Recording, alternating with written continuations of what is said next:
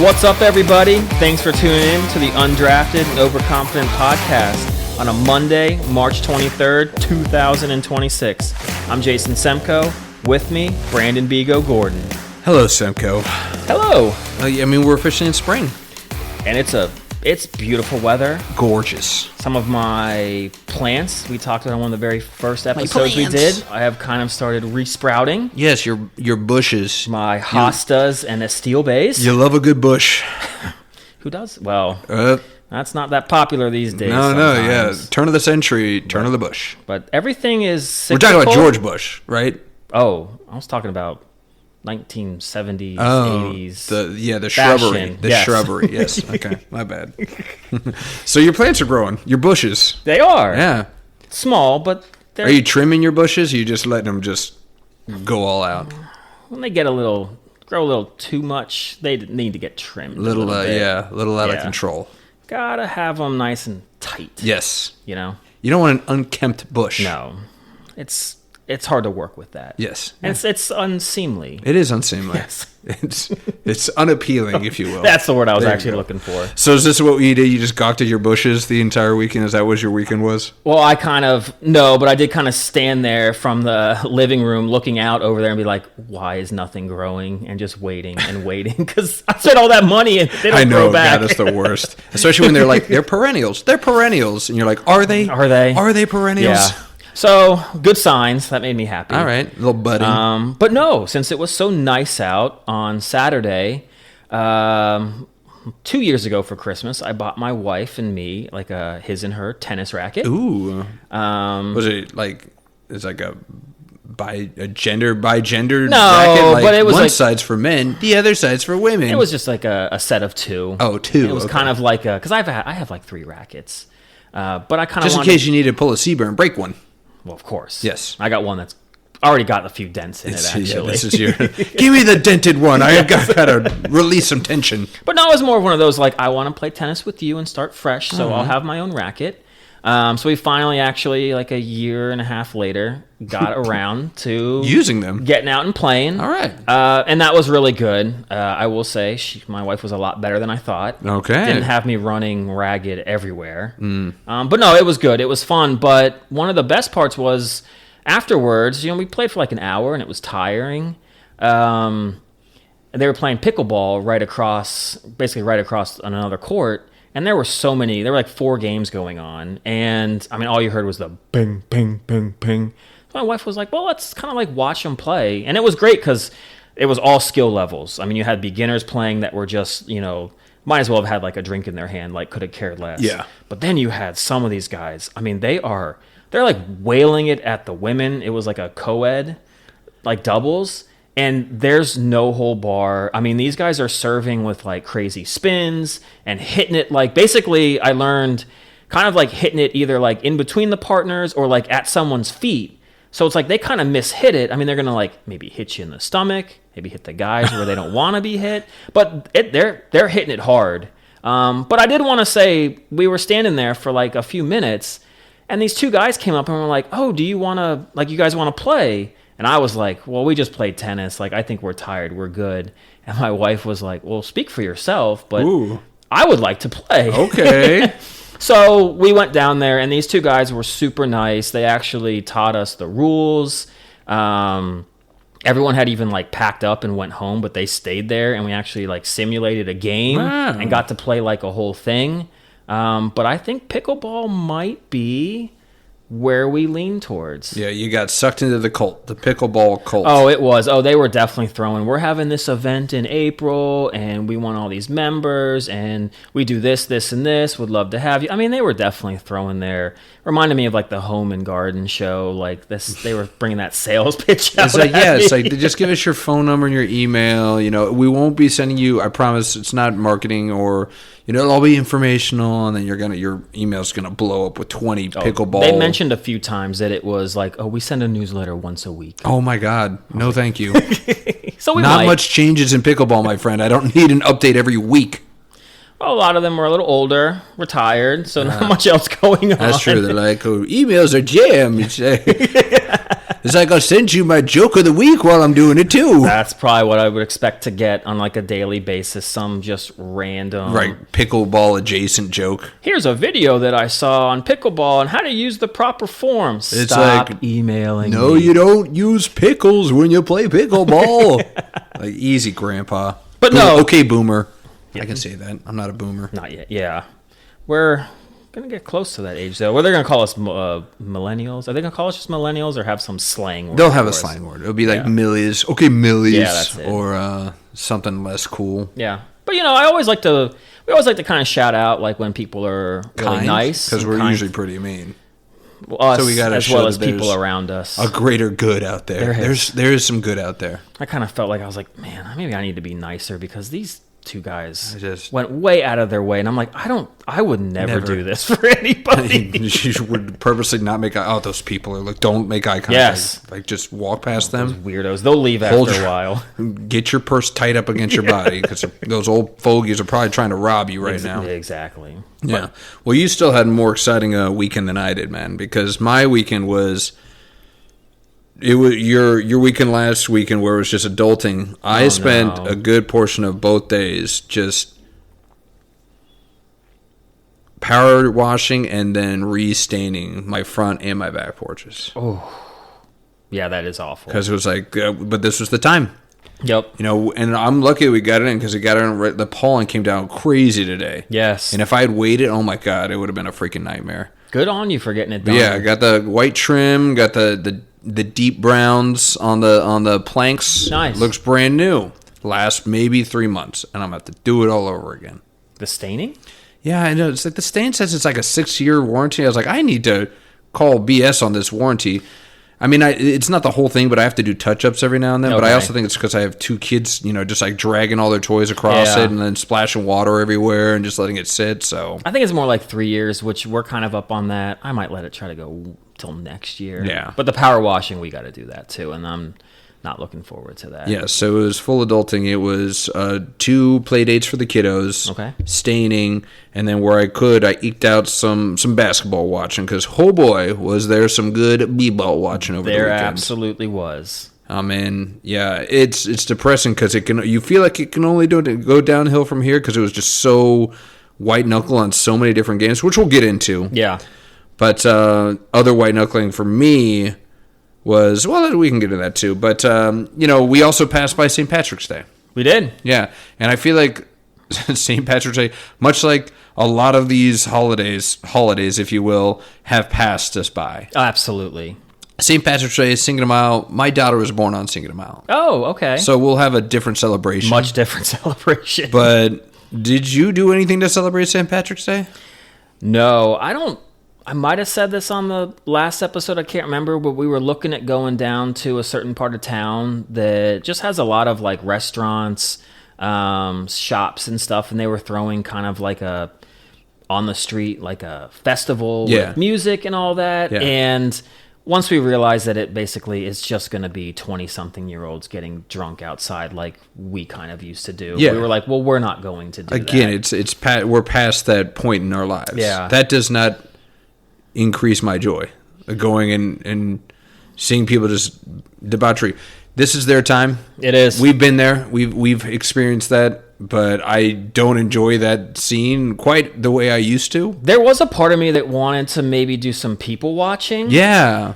And just kind of see like a safe distance. You're like on a restaurant balcony. You're like, okay, I'll look from way up here. Exactly. Because there's some of that where, I actually did read something the other day that, people are drinking almost as much as when we were younger. Yeah. They just do it. They don't do it late into the night.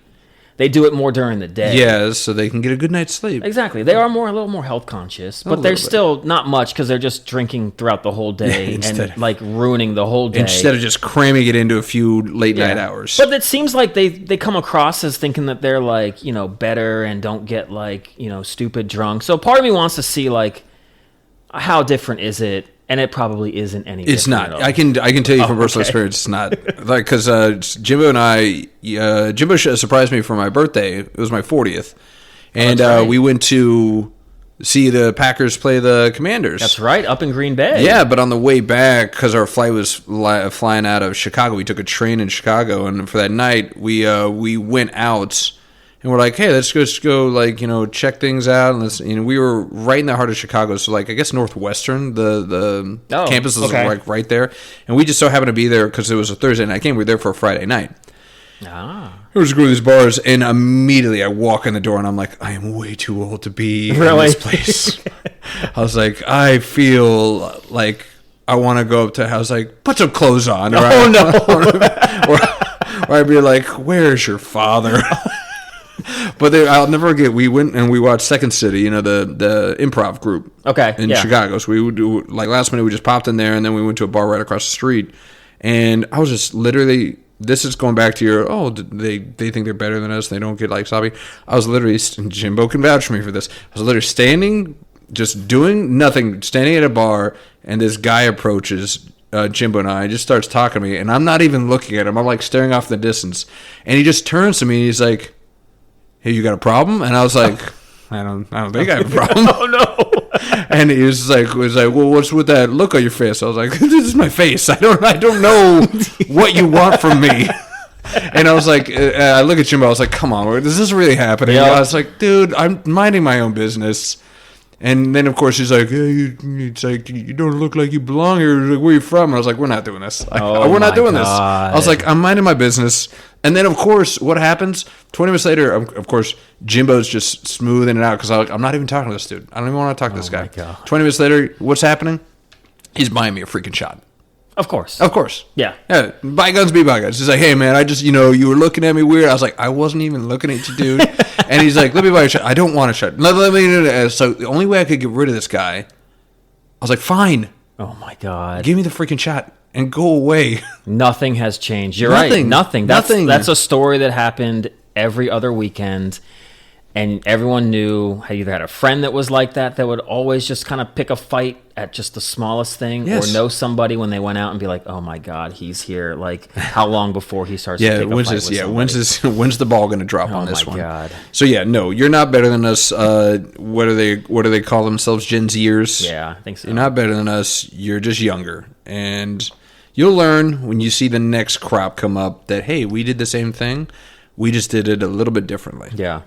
But yeah, so no St. Patrick's Day celebration for me either. Here's my St. Patrick's Day. I bought a 6-pack of Guinness. I played some flogging Molly. Okay. And I talked like this for the rest of the day. No, and my didn't. wife, she couldn't stand it. She's like, what are you doing? Well, she didn't say. She's like, what are you doing? And I was like, come on, give me a kiss. Kiss me, Blarney Stone. Let's have some potatoes. And call it a night. That's one of your best accents. It's pretty good. I do like my Irish accent. Your wife doesn't seem to like any accent that you ever do. Well, it's like the problem is that when I know it bothers her, those are the ones I really practice. Yeah. Like the Boston. My Boston's not good. I got to work on my Boston. But my Irish is on point. That is on point. You know, the other thing that helped me out was Seabear and I, we had an Irish, I think it was an econ professor in college. Okay. And it definitely slipped out. I feel like we were doing a little bit of day drinking ourselves when we went to that class. Yeah. And I was like, I started doing this. And he's like, what are you doing? I was like, I can't help myself. I was like, oh, how many potatoes in the sack? You know, they're known for more than potatoes. Yeah, well, they got the potato famine, and they got the Guinness, and the Irish whiskey. That is about all they got. And they got the hooligans. They got the Peaky Blinders. Is Peaky Blinders Irish? Hey, you don't have Netflix, so you don't even know what Peaky Blinders is. No, I tried to watch a couple episodes. I couldn't understand anything they were saying. You need me to dumb down the translation. I do like... I think Peaky Blinders is Irish. What's Irish. his name that's in it? He's the guy in Cillian Batman. Murphy. Yeah. Yeah. Or is it Cillian Murphy? Killian Murphy. Cillian. Okay. Cillian. You said Cillian this time. I know. I know what I said. Okay. Tom Hardy has a quick spot in that. Just for a little bit. Yeah. He's got a little peak in there. That's about it. Peak on Peaky Blinders. Peak on Peaky Blinders. Yeah. I like what you did there. Yeah. But yeah, so St. Patrick's Day is a wash. I'm sure we have plenty of St. Patrick's Day stories that we could share. Next year, Yes. I'll mention about. Remember, were you part of the crew that we went to those concerts in D.C., the St. Patrick's Day concerts? No, I've heard a couple of those kind of stories. You did the Shamrock Marathon or half I think marathon? I've done one of those, but not when I was younger. It was like just a few years ago. Actually, Oh, really? I did Okay. it. Was Yeah. that down in Virginia Beach? It was. Okay. Yeah.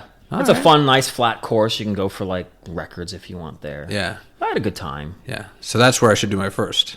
Yes. Well, you're second. Yeah. My did first the half Chicago. marathon. No, Oh, we're half. not talking about marathon. Oh, It's like half. You're just gonna do a half. Yeah. I already peaked. I don't even know what my PR was so fast. We'll look it up. Yeah. We'll post it. But I was proud of my Chicago Marathon, obviously. I'm proud of something else that happened over the weekend, my friend. And I don't know if you are, but we'll be quick because outside of our inner circle, this means next to nothing. But, God, it means so much to us. It does. But we just completed our fantasy baseball draft, man. Exciting times. Again, by far my favorite draft Yes. of all the drafts that we do. Just because, I don't know, there's so much to it. You know, you're so many different positions that you're kind of filling in. The roster's far deeper. You have to do some research or else going into, we talked about this, going into like the 14th round, you're like, I have no idea what to do here. You really have to come up with like a game plan.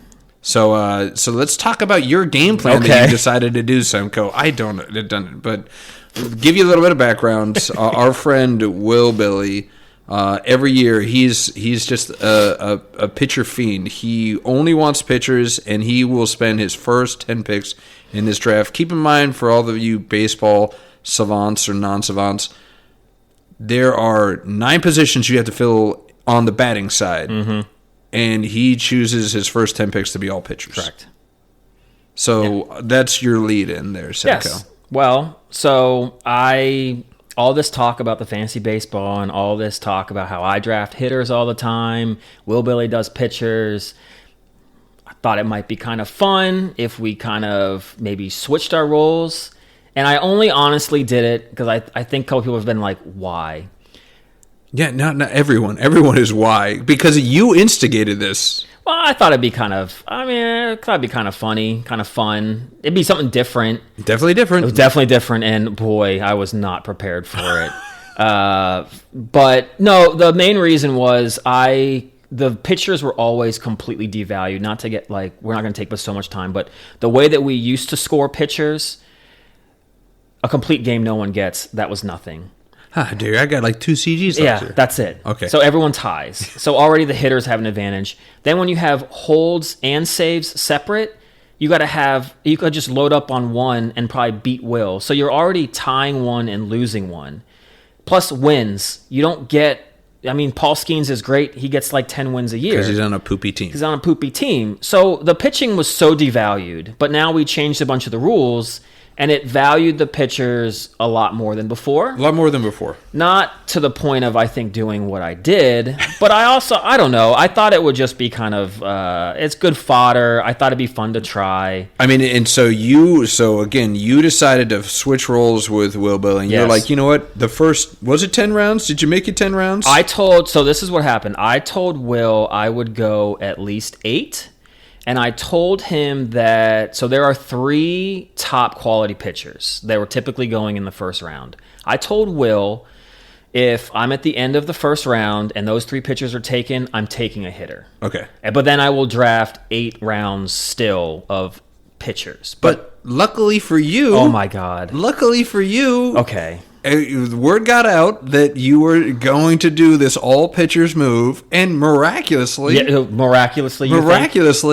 you got the first overall pick. Congratulations. Okay, it's one of 2 things. Okay. Dwight, you absolutely can control who has the first overall pick. There's no doubt about it now. You and your butt buddy Chris, it's always why he got the first pick all the time. You guys go to your stupid WWE Royal Rumbles together. You have God knows what happens when the lights turn out. Rumbles that go on. Yeah, Rumble sheets. After the Rumble. Yeah, exactly. So that's why Chris always gets the first pick. Now you hear this, that I'm going to have to pick pitcher. Guess who, after years of bitching about not getting a top pick, I get the first. Well, not only that, but this is the top 3 order. Top 3 order, when he knows that you're out of your comfort zone because you're pitching picking pitchers. Willbilly's out of his comfort zone because he's got to pick a hitter. You first, Willbilly second, Dwight third. Yeah, I mean, it couldn't have been any more perfect for everybody. Any more obvious. Like, I've never been more confident of collusion in my life. Yes, no doubt. There is no doubt about that. Like, there's just too coincidental. It just has to be. I'm going to purposely create a Yahoo League just to see as a commissioner if I can control the draft. I thought about doing that, too. Just to prove this. Yes. But, I mean, DW's an IT dork. Even if it isn't, he probably has some kind of algorithm that can, like, manipulate the draft order. Yeah. We know your schemes, DW. Well played, though. I mean, but man, yeah, like I don't even have to guess how you enjoy the draft because you've already changed your team name. What's your new team name, man? I hate this team. I hate my team. So I'm guessing you're not a fan of Will Billy's draft strategy. No, for two reasons. One, there just aren't any really good hitters left after round 8. But also, I will say, I'll give credit to a lot of our friends that were there for the draft. I think David Berry, the only one that was auto-drafting. A lot of the guys I had targeted, because this is what I would do when I picked all my hitters early. I'd have one guy later in the draft that I'm like, you know what? I'll just grab like 4 rounds earlier than I expect. Yeah. So each one of you all, and there's a couple that did it more often than not, just kind of grabbed and grabbed and grabbed. And I was like, oh, I was going to get him in 2 rounds. I was going to get him next round. Oh, what am I going to do now? Well, and this is what happens when you corner the market of a position. Even if they're not doing it out of spite, but they're like, okay, I know J-Bear's going to take a pitcher. So if I want a pitcher, I got to take one now. It's true. Yeah. So that's the other problem that you have with this model, and Will Billy, again, your model. I don't know, but because you felt, and I appreciate you committing to the bit. I appreciate it. I did, but I couldn't. I never would have been able to do it. I would be like, absolutely not. Even if I said I was going to do it after 3 rounds, I'm done. I can't do it anymore. Like I am panicking on my team right now. I was actually very happy with my pitchers until I got kind of towards the round 7 and 8. I did not like those pitchers that I got. But the rest, I was like, I think I have a really good rotation. Like, this could actually kind of work. Yeah. And then I got to the hitters and realized, oh, this team sucks. Your first hitter that you picked in round 9 was a second baseman. He was the Nico Horner. Nico Horner is your first bat. He was the one guy. I think he was one of like the 2 or 3 I said I think is overvalued.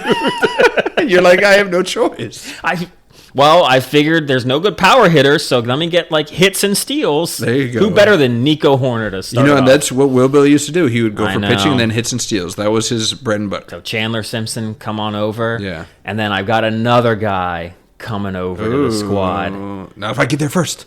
But the trade's been accepted. Oh, that guy, yes. Well, it hasn't. It could get vetoed still.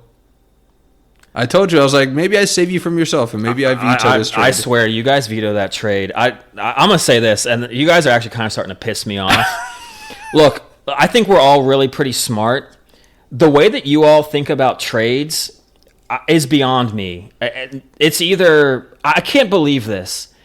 Every time there's a trade, every time that like Dwight gets like Chris or Darkness drunk and takes advantage of them, and then tries to do a fantasy trade, and then tries to take advantage of them. It's like, I can't believe this. Everybody sits there and vetoes when it's a first-round superstar for multiple players. That's an automatic veto in our league.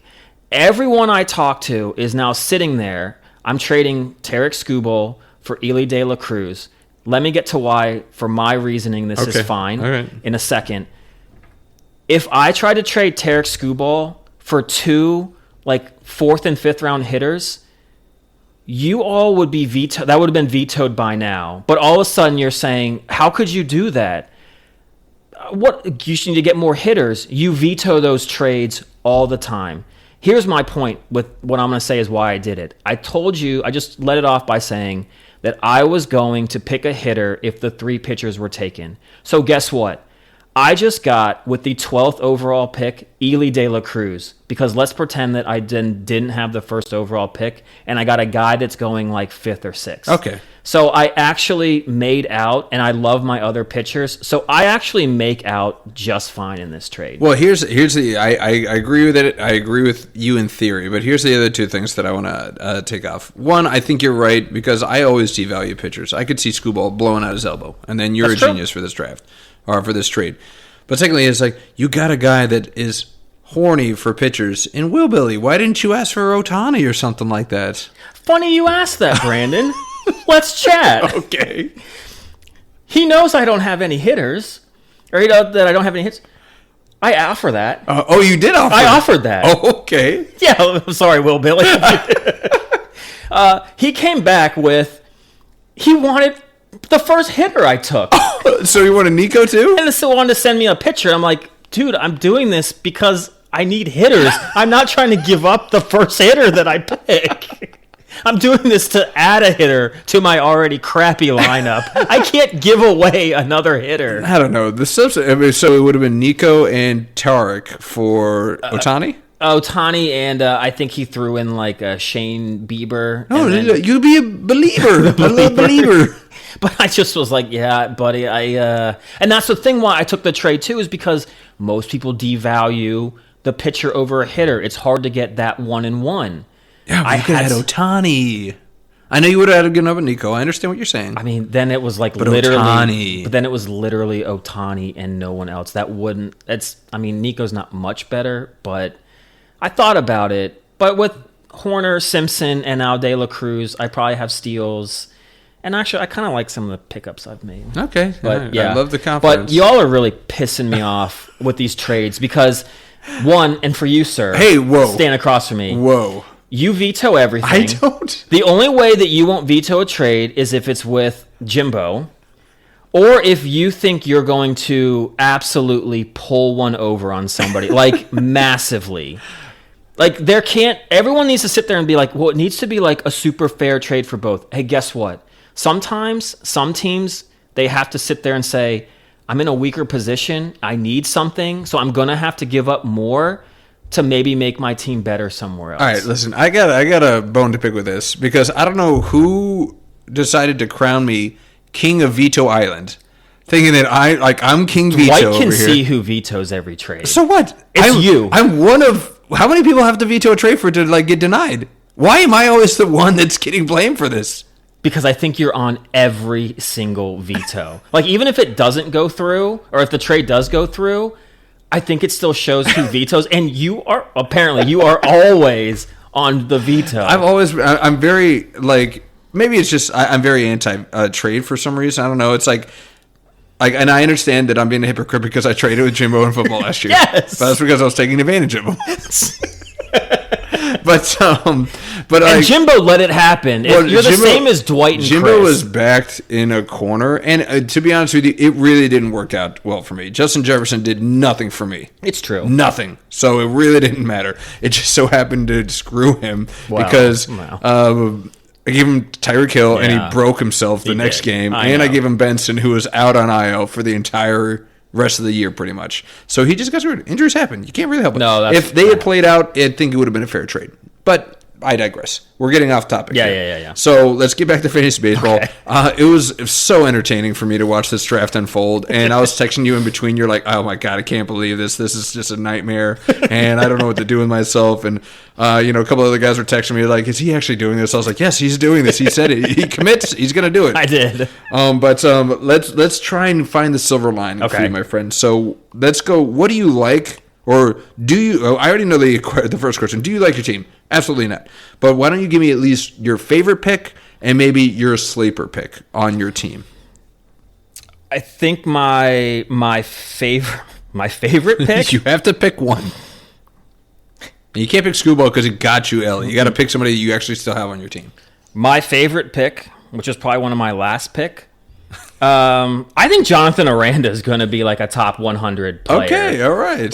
He got hurt last year, but for what I'm looking for, contact, decent art. I think he's going to be a great value, honestly. And After that, I got nothing, man. So you got Aranda in round 17. So I'm going to be looking at how well, because I had a chance to get you could say I'll give you this favorite pick and sleeper pick. Is he the same guy? You got one guy you're going to pick off your team that you like. I think you're going to say your favorite pick was getting your boy Mike Trout. You got Trout back on your team. Dude, he's not going to do anything. Then why did you pick him up? Did you see who else is out there? I needed some guy that's got a chance at hitting like 30 home runs. You could have gotten your boy Brian Reynolds. He's still on the Pirates, isn't he? Someone took him. No, after Trout. I'm looking at it right now. Oh, did they? Well, I needed more power. Well, power. I need the power. I am going to be looking at Brian Wu, though, because I did not take Hunter Brown. I know, and I'm bitter. I wanted Hunter. I know you did. And I knew, once he fell, I was like, well, I'm going in a different direction. Because I think after I was going to take Logan Webb if you didn't take him. Oh, I had to. I was like, this is the last ace that I really can't have. I was like, I have to take him. I have no choice. So, yeah, I like the Logan Webb pick.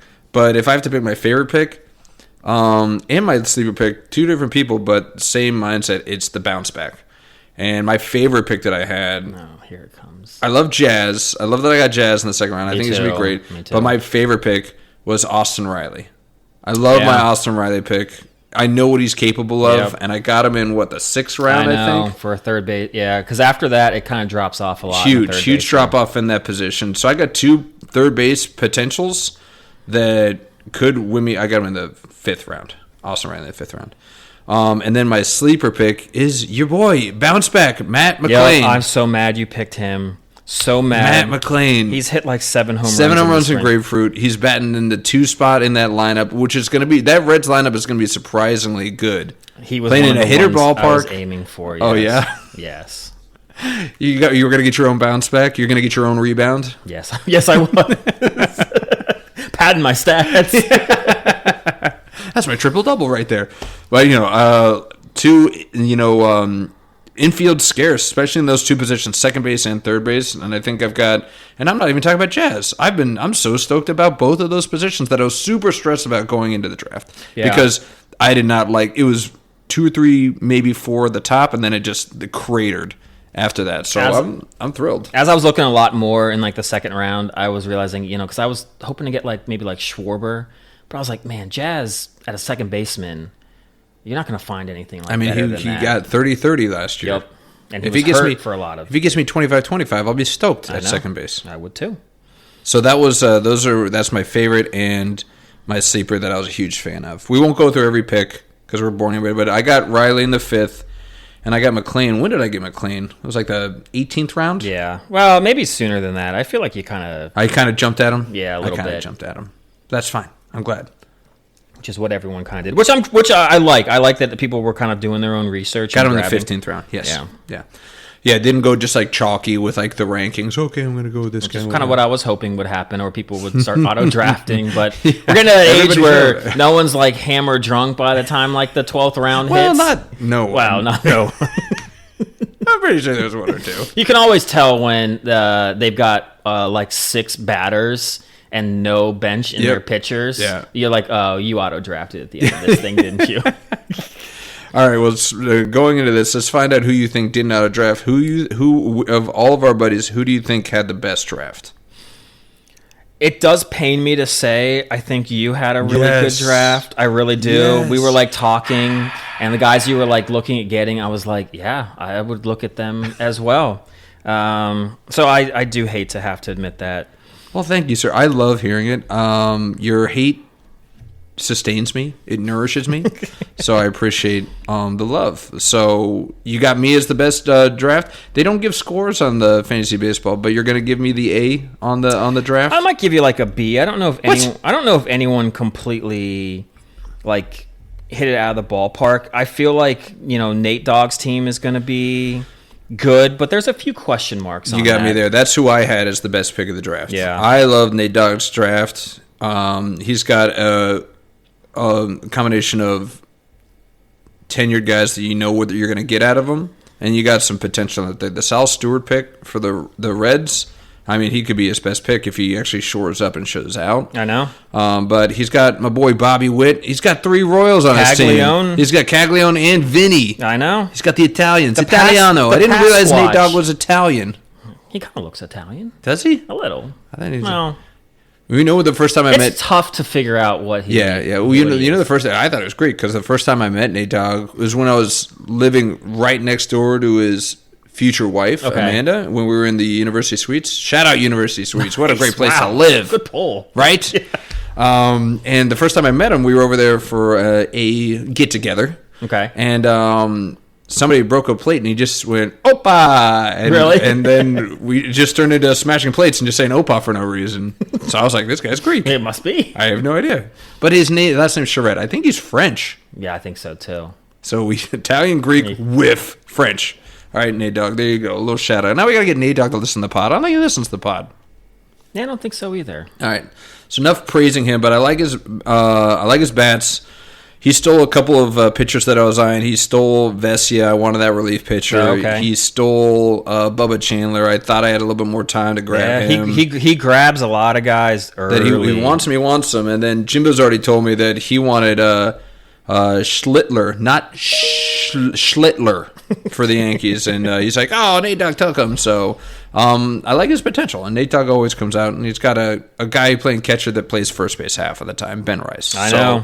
I knew that's such a Nate Dogg pick. I knew he was probably going to reach for him. I wasn't even going to bother if I was drafting hitters going after Ben Rice because I knew that Nate Dogg would probably jump a round or two up to get him for that. And he sure did. Which generally pays off in the end for him. So, yeah, good on you. I can't believe you didn't get Gavin Williams. You always jump to get him every year. Yeah. Someone else must have jumped to get him. Yeah, leapfrogged over him to get Gavin. My goodness. All right, well, we got over the best drafts. Who made the worst pick of the draft? Or is there more than one? So I got one guy I think had the worst pick, but then there's another guy I think had like 4 bad picks. Okay. And I for once don't like his team. For once? Oh, yeah, okay. So he's usually at foreshadowing. The top. Mm-hmm. Yeah, you were talking about this guy. But the worst overall pick, Ill Will, I love you. Bo Bichette, 38th. We don't have average anymore. It's just hits. He's just going to get you a lot of hits, man, and maybe some runs, but he don't really steal bases. I mean, the Mets do like to steal, but I don't know. 38th with no real power. Yeah. You maybe could have gotten something with a little bit more pop in it. I mean, you look at the people around Bo that he could have gotten, and yeah, you're just like, I mean, I don't understand it. It's like Jordan Alvarez went right behind him. Hunter Brown went right behind him. Yeah. Roman Anthony, who Nate Dogg got. Yeah. Who everybody's just gog over. Heck, I would have even taken Raffy Devers over Bo. Raffy Devers was going. I mean, that's where he was kind of getting picked. But yeah, that's a power hitting first baseman. Yeah. That could still hit like 270, but give you 30 plus homers and like 100 RBIs, and Bichette will hit you like maybe 20 if you're lucky and get like maybe 70 RBI. Yeah. But you said, okay, so that's your worst pick, but you seem to think that there's a single manager, if you will, that had multiple terrible picks. You know, I mean, I love the team name. It's great. Makes me chuckle every time I see it. Okay. Jimbo and the Jaws Rules fan club. Hey, look, buddy, I'm going to throw this out there. So, look, there's only like 4 free sites that you can find like sleepers on. So, good job going way up and getting Soderstrom, Kearshaw, like Taylor Ward. We all saw it. Like Taylor Ward got me going last year. You just went up and grabbed them before anyone else could. I think you reached on just about everybody. Pete Crow Armstrong. I don't like that I hope pick. you just want the steals because the guy can't really hit. I think they figured him out halfway through year. the season, yeah. So, Junior Caminero, you got him last year in like the 8th or 9th round. I mean, who's going to be your 8th or 9th round? I don't know, man. I think you just saw the sleepers from RotoWire and from Fantasy Pros and just said, I got to reach and get these guys. So, yeah, terrible draft, my friend. Oh, wow. Shots fired. Yeah, and Ryan Pepio, he's like terrible pitcher. Is that how you pronounce his name? Pepio? I don't know. Who cares? Peapot. I just call him like Mr. Peapot. Peapot. So not great in the draft. Fernando Cruz for the Yankees. I mean, he's going to get you a good, Ks per 9 innings, but he's not going to get you any saves. He's really not going to get you that many holds. I don't even know if he's an 8th inning guy, but you're a slave to the stats on this one, my friend. Slave for the stats. I can't wait till I play you. All right. So let's get the popcorn ready. Yes. All right. So those are, valiant choices for the worst pick of the draft. But I'm going to give a consolation prize first, and then I'll give you the actual worst pick. The consolation prize, sadly goes to you, my friend. Yes, it does. But I give you a little bit of grace because you had no choice. And you're backed into a corner. You're like a wounded animal. You're backed into a corner. You just had to attack. Carlos Correa. No, not Carlos Correa because you dropped him. You came to your senses because you dropped him already. I hate the Chandler Simpson pick. I do. Okay. I can't stand Chandler Simpson. I can't stand sacrificing multiple. Yeah. Home runs and RBIs. He's going to get you nothing. He's going to be a sieve for you. You're going for stolen bases, and I get that. I don't even know if they're going to have Chandler Simpson lead off. Are they having him lead off in the Rays? I've seen that he could be up there, yes. I feel like he could be there. He could be 9th. I mean, God, you never want a guy that's batting 9th. I think it depends on who's pitching, lefty or righty. But the reason I'll give you grace is because I knew what you were doing ahead of time. You had no choice. And because you got him in the 14th round. I mean, we talked about this. 14th and back. You can drop these guys. They mean nothing. Yeah. It's not the end of the world. You don't feel beholden to keep them on your team. So I'm going to give you grace on this. Thanks. But worst pick of the draft, the guy that, started it all and offered, a shot for the person with the worst pick of the draft, I got to give it to DW. Jackson Merrill in round 6, gross. This guy does nothing special. Nope. You got him when you could have gotten, I think Nate Dogg got Buxton in round 8 or 9. Same player. Same guy. George Springer was in round 8. Same guy. Hell, I mean, I would have even taken the potential of a Michael Harris bounce back over Merrill. Same guy. But, I mean, yeah, you got him in the 6th. I mean, that's just a reach, beyond reach, especially in a high round, 6th round, man. That guy needs to do something for you, and you got a guy that's going to be just a meh guy. I mean, the guy right behind him, you had Riley Green on your team last year. This guy hit you 30 home runs and 100 RBIs. How did you not pick him? They play in an awful division. They're going to just beat up and score runs on the worst division in baseball. Yeah.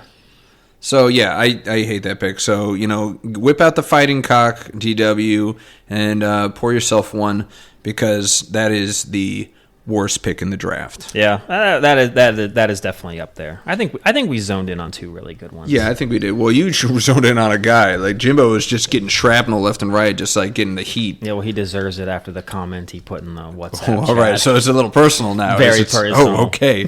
All right, so Jimbo, you're like, I know you didn't mean it. I know you were hurt. I'm sorry I hurt your feelings. I didn't mean it. So, Jimbo, get on your apology tour going right now. No, he doesn't have to apologize. He means it. He does mean it. And now he's going to double down. Now that he's got you. I can't wait. That's what he does. Well, some people got God. Some people were the giddies. Some of these were the guitars. In March Madness, man, we got through the first weekend, and, man, what a weekend it was. It never let you down. Never does, but I felt like even more so. Maybe it's just because I was more involved watching. But, yeah, I mean, every day there was a game that went photo finish. Yep. You had, looking at the map now, yes, we have one double-digit seed that made it to the Sweet 16, and I don't even know if you can count Texas as a really upset. Not really. You went up against a one-man team in BYU, and we talked about how overranked Gonzaga was. Yep. You whoop-de-doo, you beat Gonzaga. You want to prove that you belong, beat Purdue. So, but, they are an 11 seed, so we do have one, quote-unquote, Cinderella in there. But man, so many games. Let's start out with our personal brackets, man. How you feeling? You had a few dicey picks that didn't go your way. But no, they didn't. Thankfully, not many of them burned me. Yeah, a lot of them were kind of stop the bleeding. Yeah. One, and then, kind of tails off. I think I'm looking great with my picks right now. Really? Yeah. Great's a strong word. I think Houston, Arizona, and Michigan look real good. I'm a little worried about Iowa State. I think Duke, look, they took a scare and came out and whooped TCU. I know it's TCU, but hey, an 8 seed did just beat a 1 seed. Oh, man, we're going to get to that. I know, we're going to get to that, but it's just, Duke made sure to, take care of business after getting that wake-up call. So, yeah, I feel good. Honestly, the one pick that I would want to take back is Texas. I said it. I think the very last thing I said when we talked about that dumpster fire of a part of that bracket was it's just like I could easily see Texas or NC State just because those teams are so damaged. And I really wanted to change it, and I think I did in my work bracket. But I wanted to keep it what I had put here. But yeah, I kind of saw that one kind of coming. And just as they kept winning, I was like, oh my God, it is happening. Yeah. But yeah, where are you? How are you feeling? You are, as we look at it, you have 46 points right now. That's right. I have 41. Yeah, it's nothing set in stone. The points totals get bigger every week. Your potential is highest you can score is 170. Mm-hmm. Mine is 165. But that's if we get every pick right. It is. It's not happening. No, it's Something's not going to go wrong, and one of us is going to be eating crow. But we're basically sitting kind of. We're right. We're basically tied. I'm doing kind of a reverse engineering, and I'm looking at who I have winning the whole thing, and then just tapering it back, and I feel good. Arizona's looked very strong. Houston has looked very strong. They've just been breezing through teams. Granted, they played Idaho and Texas A&M. Not exactly world beaters. No. So with those two in the finals, I feel good. Michigan State, just the fighters that they are. Yeah. But they're gonna have a fight because they're gonna have to go up against UConn and then potentially Duke or St. John's. Neither are gonna be easy. So that one kind of worries me a little bit, that Final Four pick, but I trust in Tom Izzo. I think he's going to get it done. From the start. Fears has the most assists in 2 games in the history of the tourney. I think it's 27 through 2 games. That's great to see. That's your boy. You love Fears. He's a one-man wrecking crew. Yeah. And then, Purdue gets to go up against a Texas team. I am worried about Iowa State because I have them going in the Final Four, and they're one of their best players got hurt in the first round. Yeah. And he hasn't been back yet. So I am nervous about that because for the same reason why UCLA screwed me, because their number one player, I was like, he's got to be back by now with this stupid knee to play UConn. He wasn't, and you could argue that could have been a whole different game if he was playing. Oh, absolutely. But without him, UCLA really tapered off on the tail end of that. So biggest regret is probably not maybe looking at the injury report a little bit better and before picking UCLA. And then the other one is just, I got it hyped in the whole Cinderella. I picked Akron to go into the Sweet 16. And then, man, they just did not look good against Texas Tech. No. Nothing near what I expected them to be. So I guess just getting into the hype of, upsets. This is a chalky bracket that we have here. I did pick the 112 seed. You did pick the one game. They won one game. Yeah, well, it's easy when you pick all the 12 seeds. Hey, look, High Point.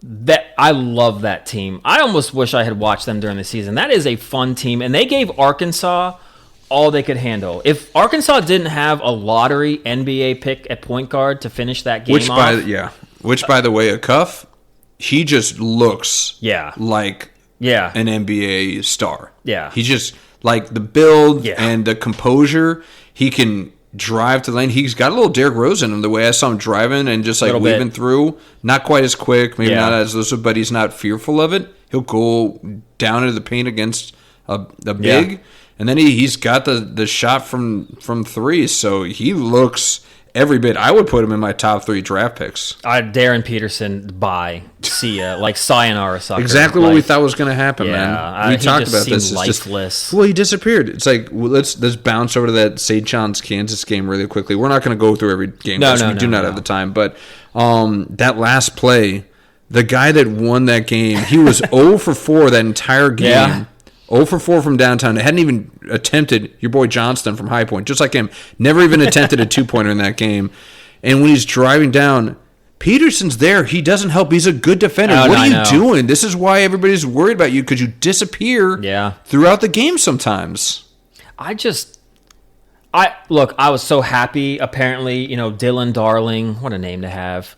The darling of the tournament. Oh, yeah. Oh, my God. He made one shot.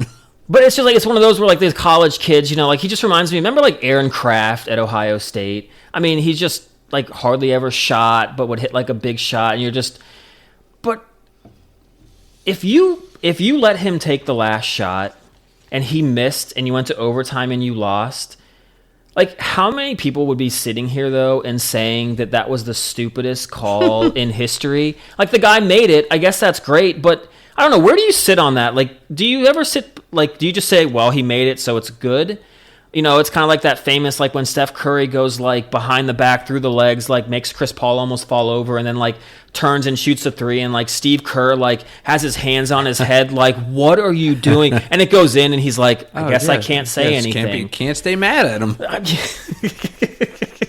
But yeah, I was like, I thought that was an awful play call though. Like, of all the guys on your team to go with your last shot with the game on the line, why do you draw that up? Well, I think that's kind of the genius of it, right? It's like they're not looking at Darling making that shot, right? And if you watch the play, all of them stay home. They don't come and help because they're like, no way this is the guy that's going to make the last shot. Okay, so in the NFL, it's 3rd and 8.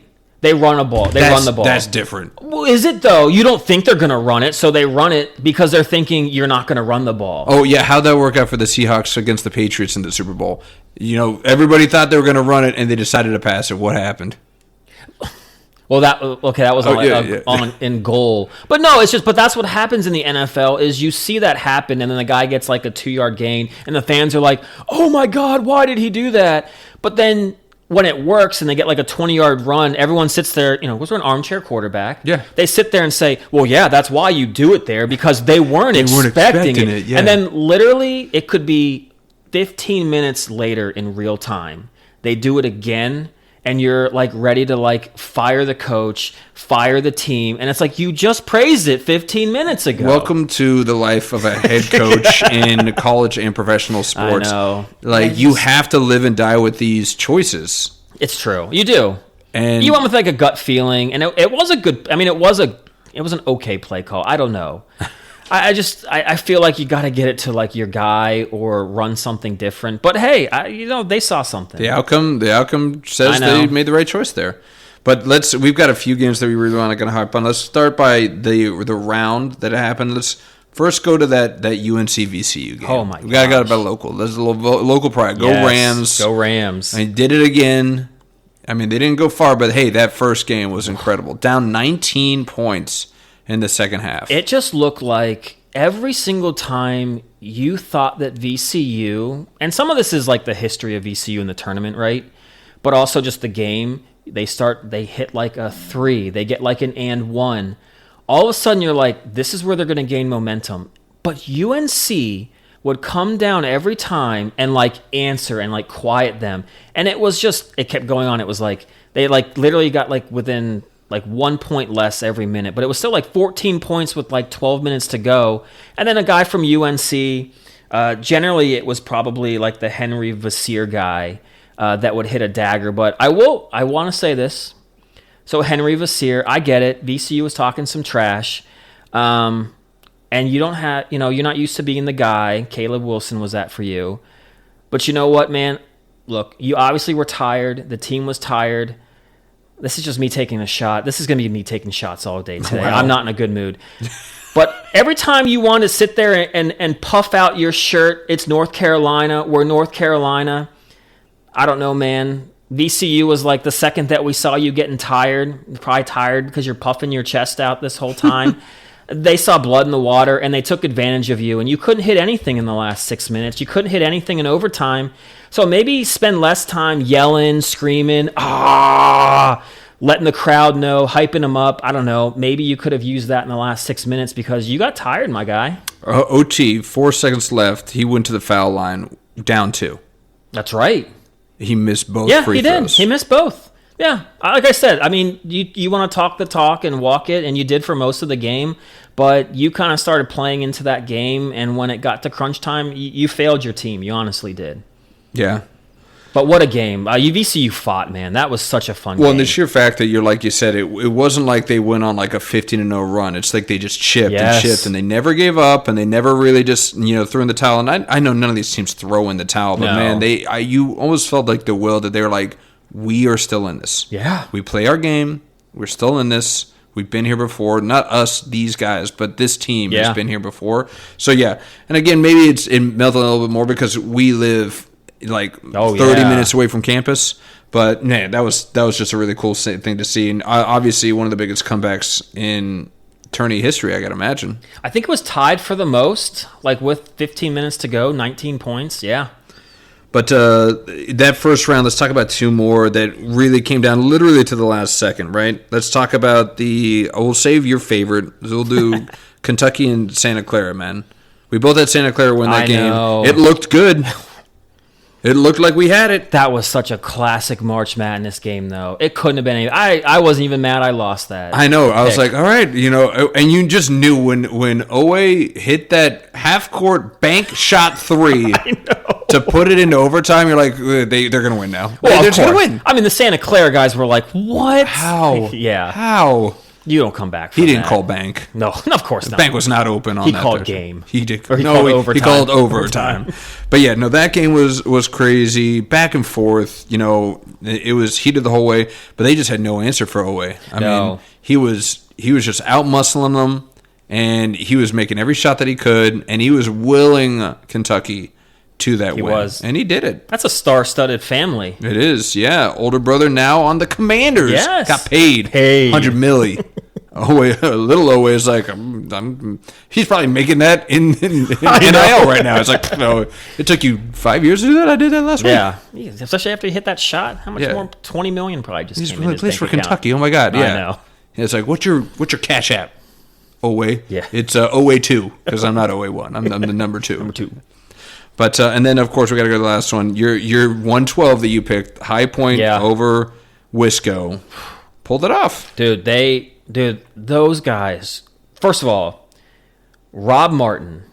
Look, if you combine, he's tiny. If you combine Rob Martin with Acuff, that's Derrick Rose.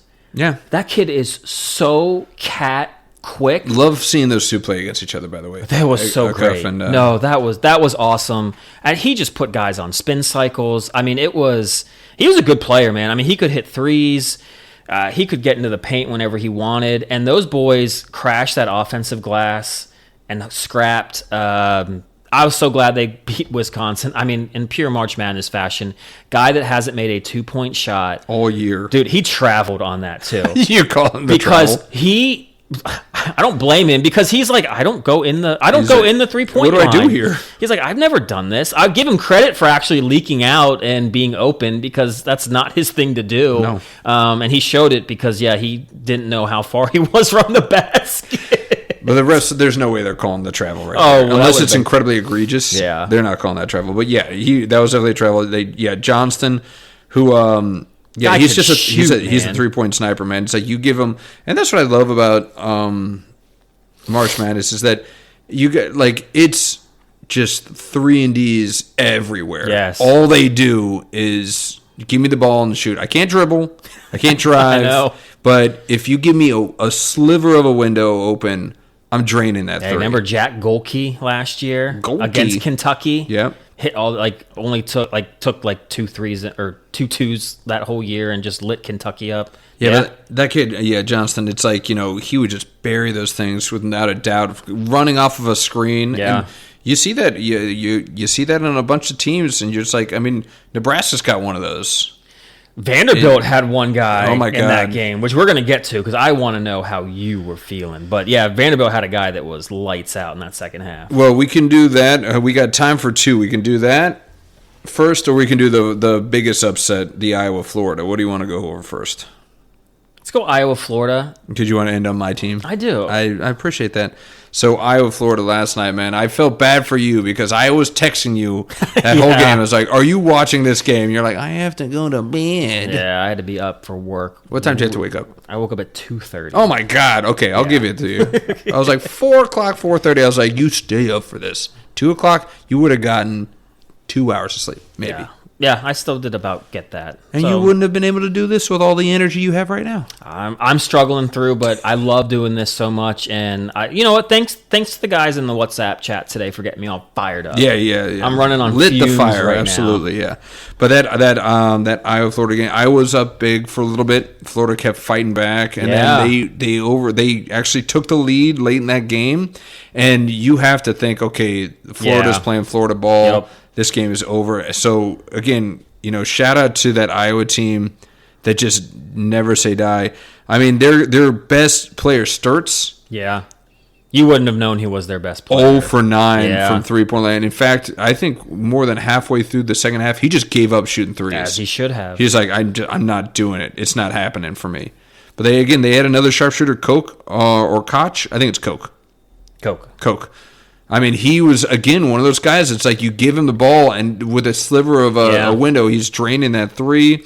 And, man, for some reason, I love it when the games get down to foul outs. Like, everybody's playing with 4 fouls or 3 fouls, and you have to be very strategic. It's like, you got to let them drive, because if you foul, you're out. And it adds another element of strategy to it. It does, because, and I love it, but man, watching those games, you're just like, in the NBA, these kids foul out in the first 2 minutes of the game. Yeah. I mean, but it's like, you're allowed a lot of contact, so when you've got that 4th foul, I mean, you really got to be careful, because really anything they do is considered like a foul.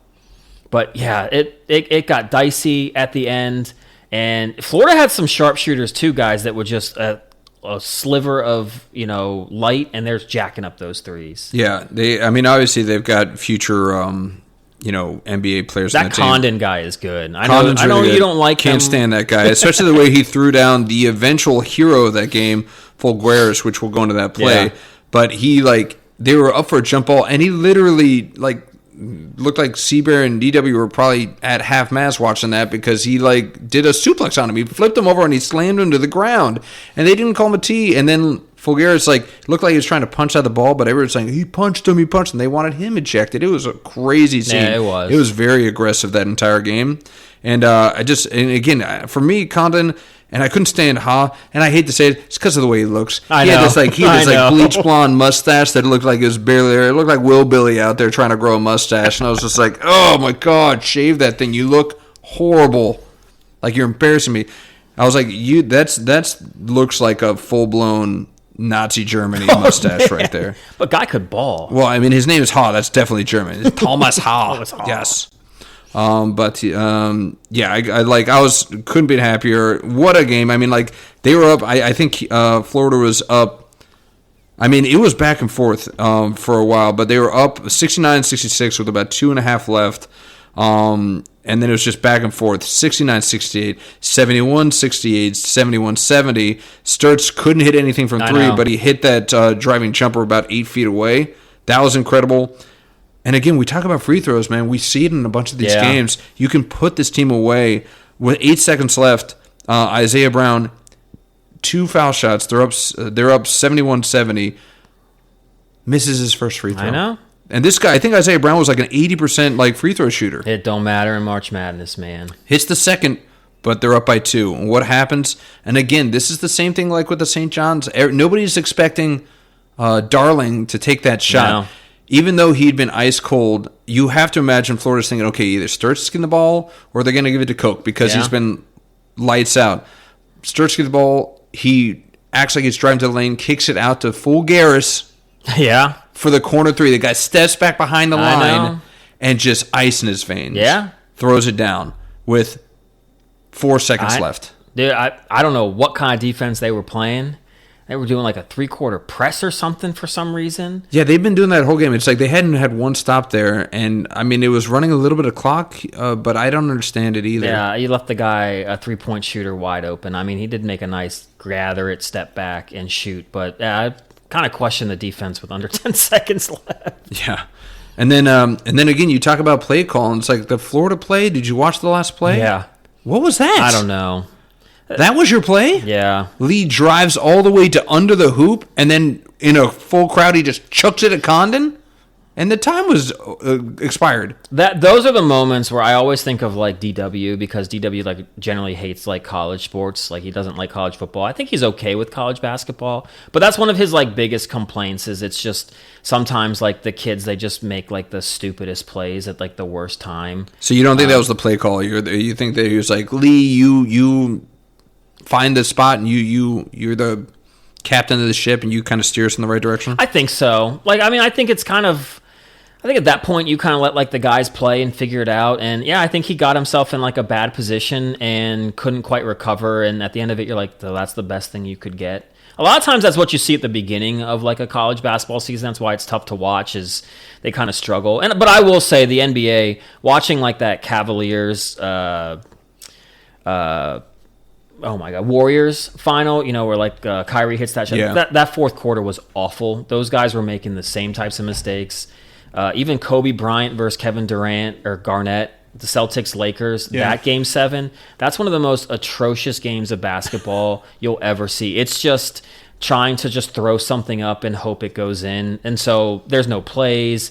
Guys are making stupid decisions. So it even happens to the pros. But you hated to see Florida kind of lose it on that. You were hoping they'd at least get a shot decent off, look. Yeah, right? I know. And it's like, again, I just think that it looked like Lee was trying to get it to Condon the whole time, and he forced it in there. I mean, maybe that's to the point then, as we've talked. I mean, everyone just sat there be like, they're going to go to Condon. So they were just going to cover the crap out of him. I guess they should have. You know what? Maybe now when I see the guy that shouldn't have gotten the ball gets it, I'm like, that's the best play call. Yeah. You'll get the best look at it, I guess. Yeah.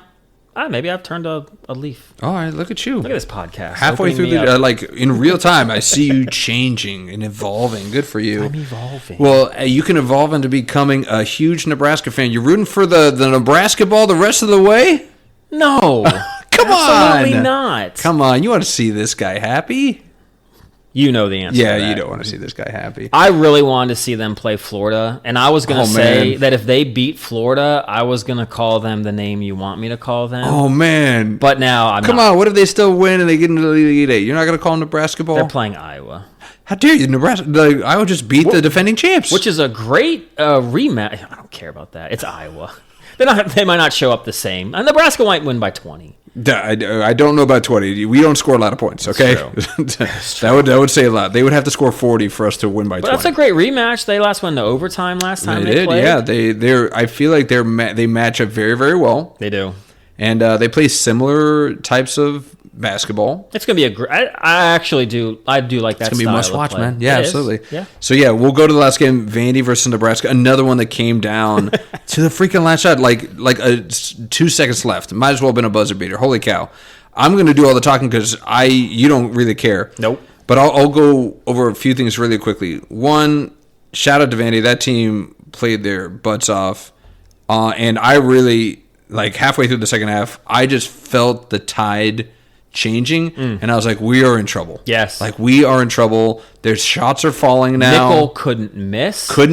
Tanner was taken over. Tanner, he might be tiny. That guy looks all the parts too. If he was just a little bit bigger. And the same thing with Rob, your boy Rob for High Point. Oh, yeah. If those guys had a little bit more stature, they would be surefire lottery picks. But because they're a little bit lighter, and we talked about how the NBA is really shying away from the smaller guards, they'll be lucky if they get drafted at this point, which is a shame because they're both incredibly talented. Yeah. But that guy Tanner, we could not stop him. Everything he wanted to do, especially in the second half, he was doing it. Driving, getting the foul, shooting the three, everything. And he was just everything you would want from a point on that team. But yeah, we were down 67-62 with 5 minutes left after Nickel hit that freaking three. I know. I was like, you got to be kidding me. And they were playing lights out defense. They wouldn't let Sanford get a three off to save his life. And he shot 7 threes in the first round. We needed him to come. I know. And they were just not letting it happen. So I mean, that's when I thought. 5 minutes left, 67-62. I was like, this is over, man. We're done. Valiant effort. Glad we made it. We got our first dub. There it is. But no, they didn't. Never say die. Stanford came through. He didn't hit the three, but he hit a 12-foot jumper with about 5 minutes left. Held him. Didn't let Nickel shoot the three.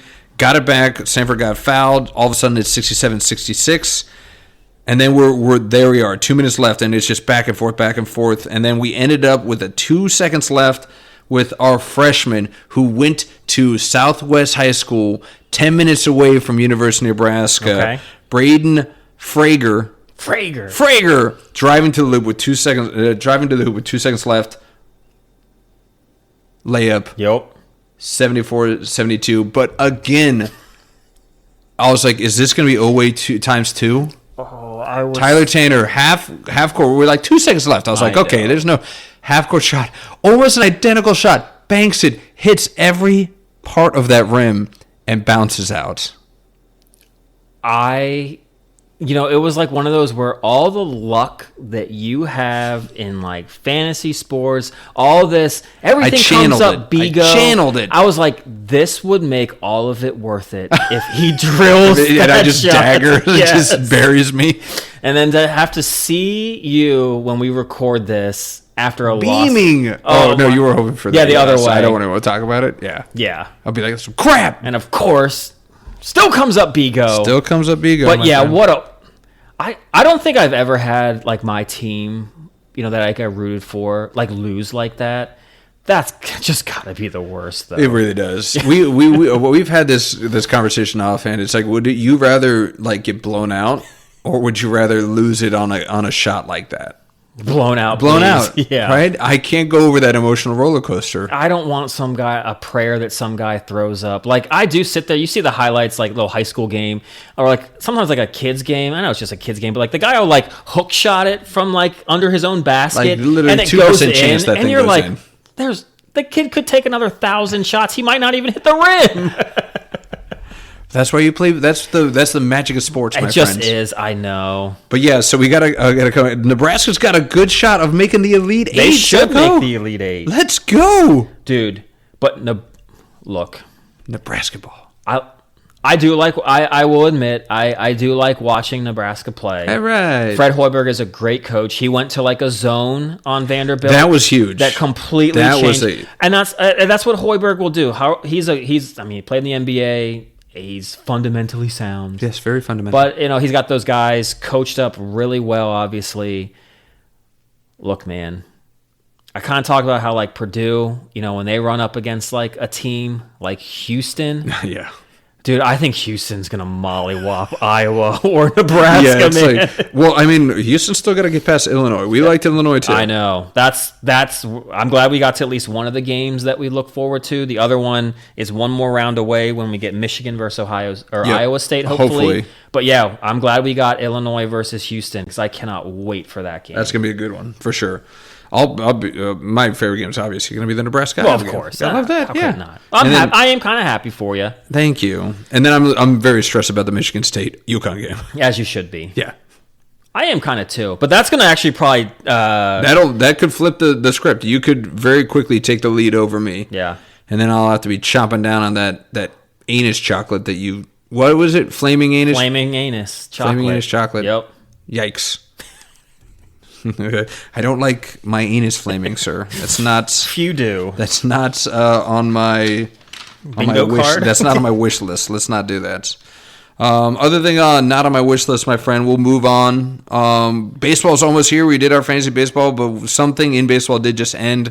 World Baseball Classic, and it did not end well for the U.S. of A. We didn't get to it in the last one because it was a bracketology jam. But we're going to make time for it here. We got one more sports talk listeners, so hang tight. Something we had to push out because of the brackets, but we still think it's worth to talk about. But World Baseball Classic, USA loses it late. Man, Whitlock blew it. Yeah, he did. And I always wonder about these announcer jinxes. They're like, well, it's been locked down all year. It hasn't given up a single hit. And all of a sudden, freaking Eugenio Suarez comes up and just laces one in the gap. Yeah. That was a good team, man. That was a good Venezuela team. That's a great Venezuela team. Yeah. No, Venezuela deserved to win the game. I mean, the U.S. I think was a better team on paper, but Bats didn't show up, man. They didn't. Judge was nowhere to be seen. No, other than like the very first game or the very first two games against the easiest opponents. But I mean, look, Dominican Republic. I mean, I'm more impressed that we held them to 1 run than they held us to 2 because that pitching staff on the DR really was not good, and that was definitely like kind of a foreshadowing to this game because we should have put up a lot more runs. We have so many bats on the team, and they just were quiet. It's almost kind of like they just wanted to play like home run ball, and didn't want to like manufacture a run, which I think is sometimes what the team like a Venezuela. Even Dominican Republic wanted to hit like a lot of home runs. They lost. But it's also one of those where I feel like, it is. Typically, I'd feel like a team like that would realize, okay, we're in like the 7th, 8th, and 9th. Like, let's just get a single and get on base. But the DR's got too many of those like ego, guys. And Venezuela played small ball before Eugenio hit that double. They brought in a pinch runner to steal second, get into scoring position. So they were playing the small ball that it takes, and they were doing whatever it took to win. And it seems like it meant more to them. My other thoughts about it is that, and again, I just, maybe it's because I'm more hyper-focused on the USA side of things, but it's frustrating when we look at load management, and they're like, well, we can't have this pitcher. We didn't have our best pitchers because they all had to go back. They're like, I hit my max. Scooball left. Yeah. Like, Skeens wasn't nearly what he was supposed to be going into that. Not really. And I wonder if a lot of that has to do with the pitchers. It's like, if you don't have your catcher, your guy catching for you, does it make it that much of an impact? I mean, Greg Maddux literally would only have one guy catch for him. Yeah. I forget his name. I'm sorry. Eddie Perez. That's it. Yes. Good job. When Javi Lopez was the typical. But yeah, that probably does make a little bit. There's probably like a comfort level in that. But the other pitchers had to deal with the same thing on the other side. Yeah. Like it wasn't like they have to have their own guys. But yeah, it was a little disappointing. I'll be honest, I was not. What did you think of, like Schwarber and the other guy? Was it Mason Miller that, like, I don't know, made it about themselves, taking the silver medal off, pretending like this isn't.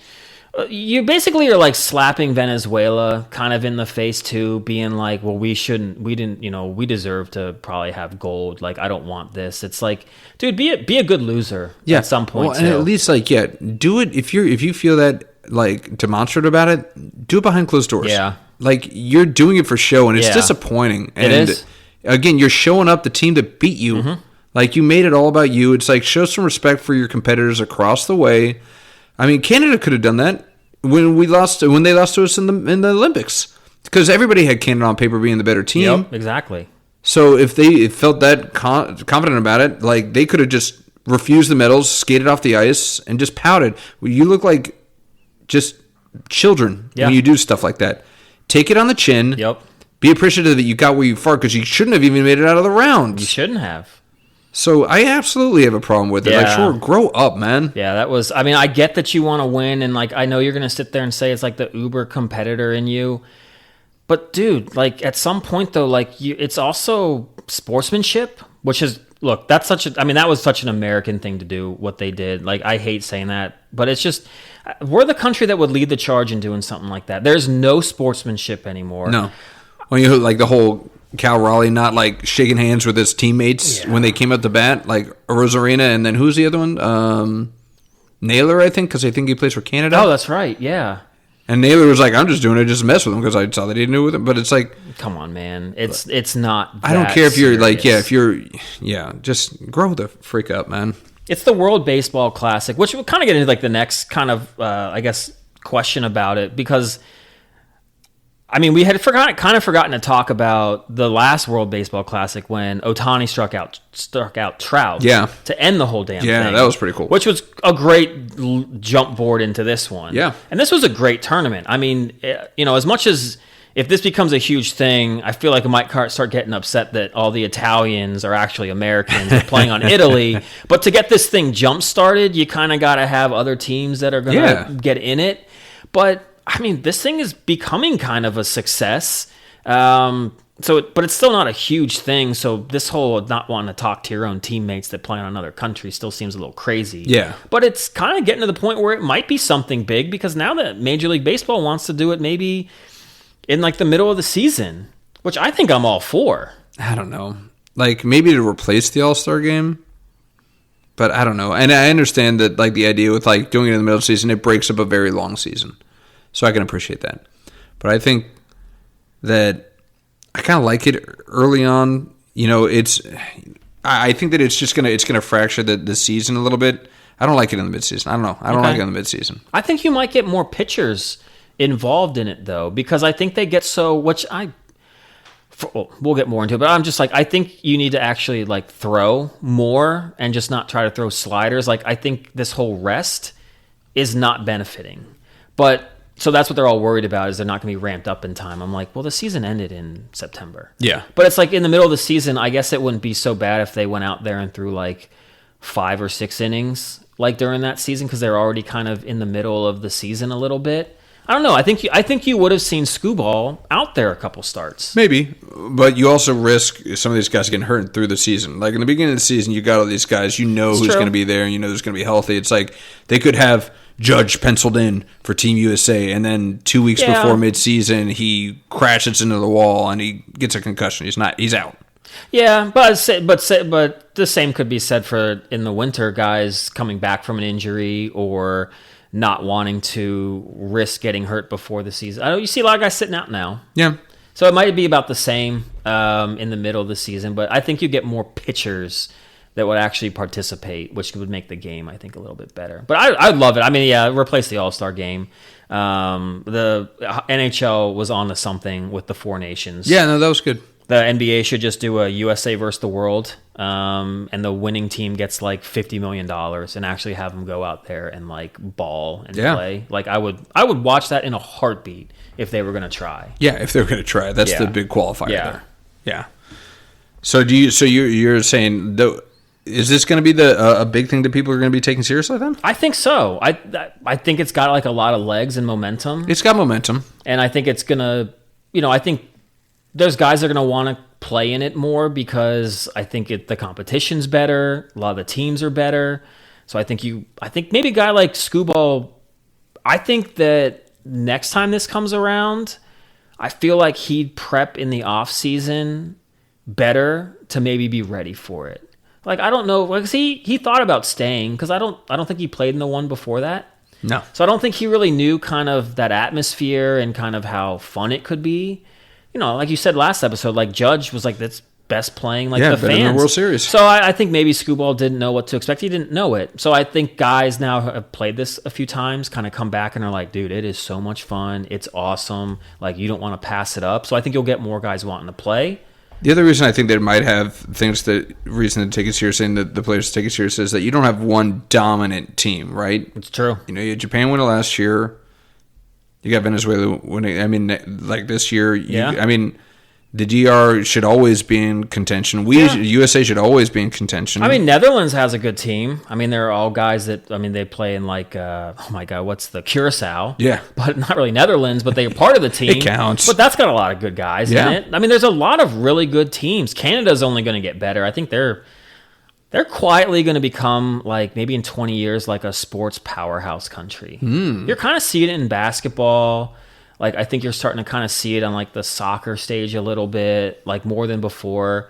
But I think they're kind of bleeding into baseball a little bit, too. Okay.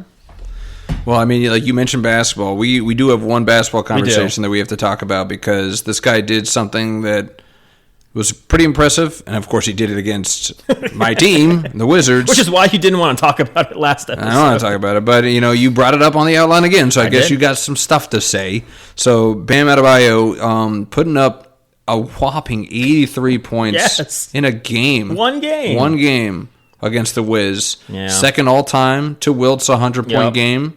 I'll start off with my biggest question. It's like, do you take it seriously? I want to so badly. It is so hard to, though. Like, that last, 3 minutes, 2 minutes, that was not basketball. No. It's hard not to get caught up in something like that, though. I won't lie. Like, I feel like I would have wanted them to do that as well, like intentionally foul so you can get the ball back, and maybe afterwards be like, yeah, maybe that wasn't the best thing to do. But I don't know. Like, when a guy's got a chance to go for that record, I mean, he obviously got to... I mean, he got to, like, 61 or 62, I think, like, true. You know, and, like, he could have been pulled out of the game. They couldn't have, like, tried to foul him to get him, you know, more possessions and stuff. It's a great performance, but it's Bam Adebayo, though. I don't, like, he's not really a scorer. I mean, he went for 31 in the first quarter, but it's just... It's tough to kind of think of him as... Of all the guys you could guess in the NBA, he would have been picked like the 120th guy you would have thought could have done it. They could have done it, Yeah, for sure. Like, do I take it seriously? I take it about as seriously as any of the guys that hit in the top 5 of points per game, because all of them have the same issue. They all are manufactured. All of these point totals are manufactured. The Kobe game, it's like his last game for like in Los Angeles, and every possession... all they're doing is passing. Like, get the ball to Kobe. Well, that wasn't the 81. Okay, what one was that? That was, but now that was fun. I remember I watched that live. He scored like 61. Okay, but dude, that's his last home game. Of course, give him the ball. But to your point, you're right. Like, that some of these times, like, these games they're manufactured. Like the Wilt 100, like what was that? Like 40 years ago or 50 years ago, that was manufactured. He just went for the record. Yes. Yeah. A lot of these guys have kind of done that, like trying to go for, like, once they get to like 60, the teams feed them the ball. I mean, why wouldn't you? I mean, he scored 60, but yeah, they're going to try to get you the ball so that you can score more points. Get him the ball, but at the same time, you got to give some of the blame to the Wizards or the refs, or I don't know, man. The guy shot 43 free throws. I didn't watch the game. I got a guy at work who's a huge basketball fan, huge Wizards fan, watches like every game.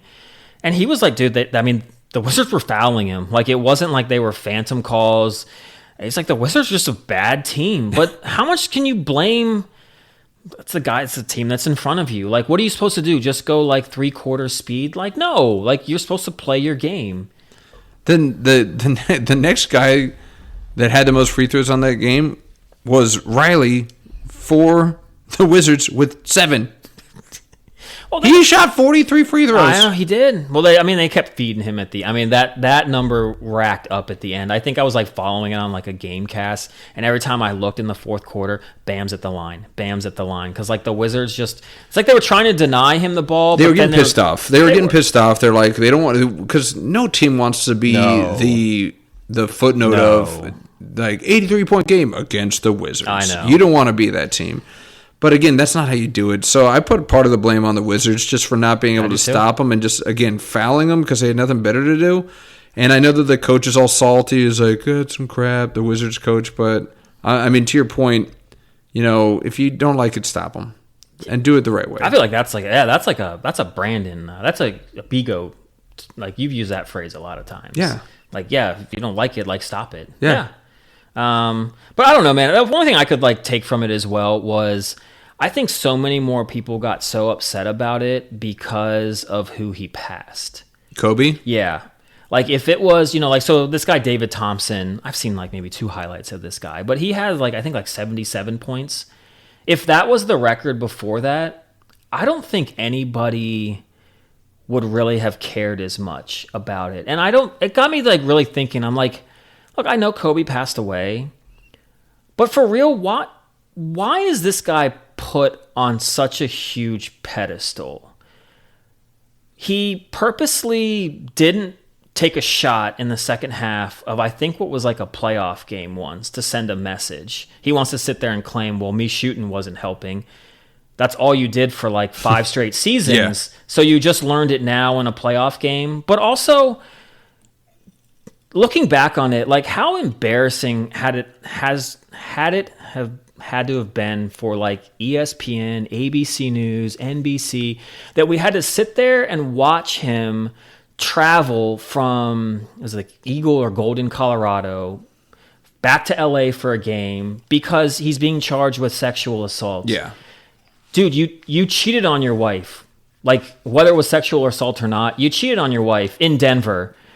The stories of all these NBA guys are basically they've got other girls and a woman in basically every city. What kind of a role model is that? Why do we just look past that? I can't fathom that. It was such news that we were following his plane on when he was going to get to the game. And everyone just kind of pretends like that's okay. And I'm like, your poor wife and your family, knowing that you went to probably every city and had somebody that a girlfriend on the side in every city. And then also the fact that, Kobe, the competitor, Black Mamba, but in practice, we chastise Chris Paul for his attitude.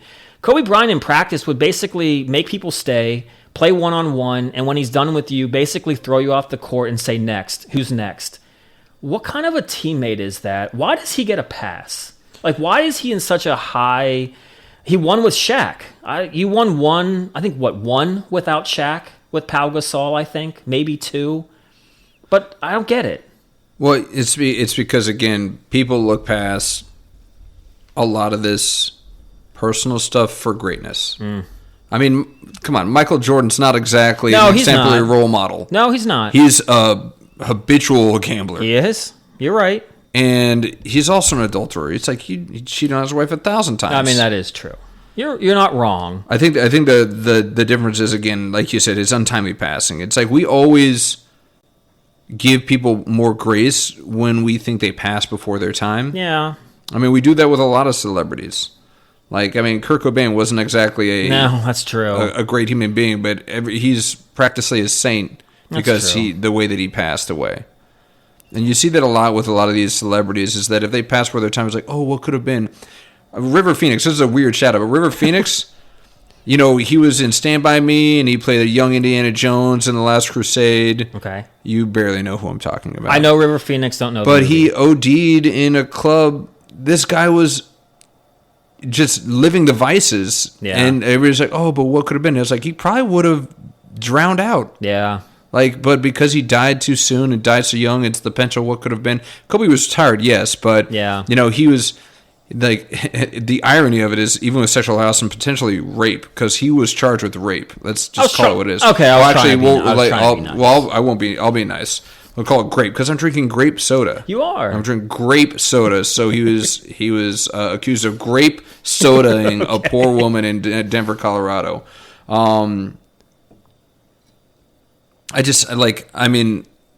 We can look, like, people just want to look past and they just want to look at the great things. But it is the irony. I'm sorry, I was getting back to it. The irony is after what he was accused for, he became a champion for WNBA, and it seemed like he was not overcompensating, but he was definitely trying to, like, I love women and I'm an ambassador for them. And of course, he had his daughters too, and that's the real heartbreaking thing. It's not just that he passed, but his daughter passed in that horrible helicopter accident. Yeah. But I think that's why people give him a pass. I think it's not only that he died, it's how he died, and maybe who he was with, and how it just shattered people put on. And again, he was Los Angeles Lakers basketball, and that is one of the biggest markets in the world. And they're like the Yankees. There's so many people that are Lakers fans, whether they're diehards or they're just like flies on the wall. So it's a broader audience too. So that's why you hear all this vitriol to it. I know, that's true. Like they only might know 5 people that have ever played in the NBA. Yeah. And I mean he goes by a single name. It's like he's a Brazilian soccer player, but he's just, Kobe. Yeah. Everyone knows him as that. That is true. I think that's just one of those, you just kind of sometimes like look deeper and just be like, he really wasn't like all that in a bag of potato chips, for lack of a better word. But I don't know, that just seemed to kind of like frustrate me, because it was like, if it was anybody else that Bam passed, it wouldn't have been made such a stink. But it was all, but Kobe was not perfect player. He obviously wasn't perfect off the court. So it was a little, I don't know. We need to kind of maybe, and you're right with Jordan, we don't need to kind of put him on a pedestal either, because I mean he was the same kind of competitive, which also makes me not like Kobe, because you just tried to copy Michael Jordan. You really weren't trying to do anything that hadn't been done before. A great role model when it comes to basketball, not a great role model off the court. Not quite. But again, you see that's like people just that you see these people out in another one's like Charles Barkley, like horrendous gambler. Yes. But he's on TV and everybody likes him and he's great. And I'm not trying to throw shade. Shaquille O'Neal, hilarious. He's got every sponsorship known to freaking man. terrible father. He is. And, again, an adulterer. Like, people give people passes because they see him in the public eye and they seem, very, gregarious and very entertaining, and they just give people a pass. Kobe was everywhere. Black Mamba. Shoes. He won a freaking Oscar for his doc.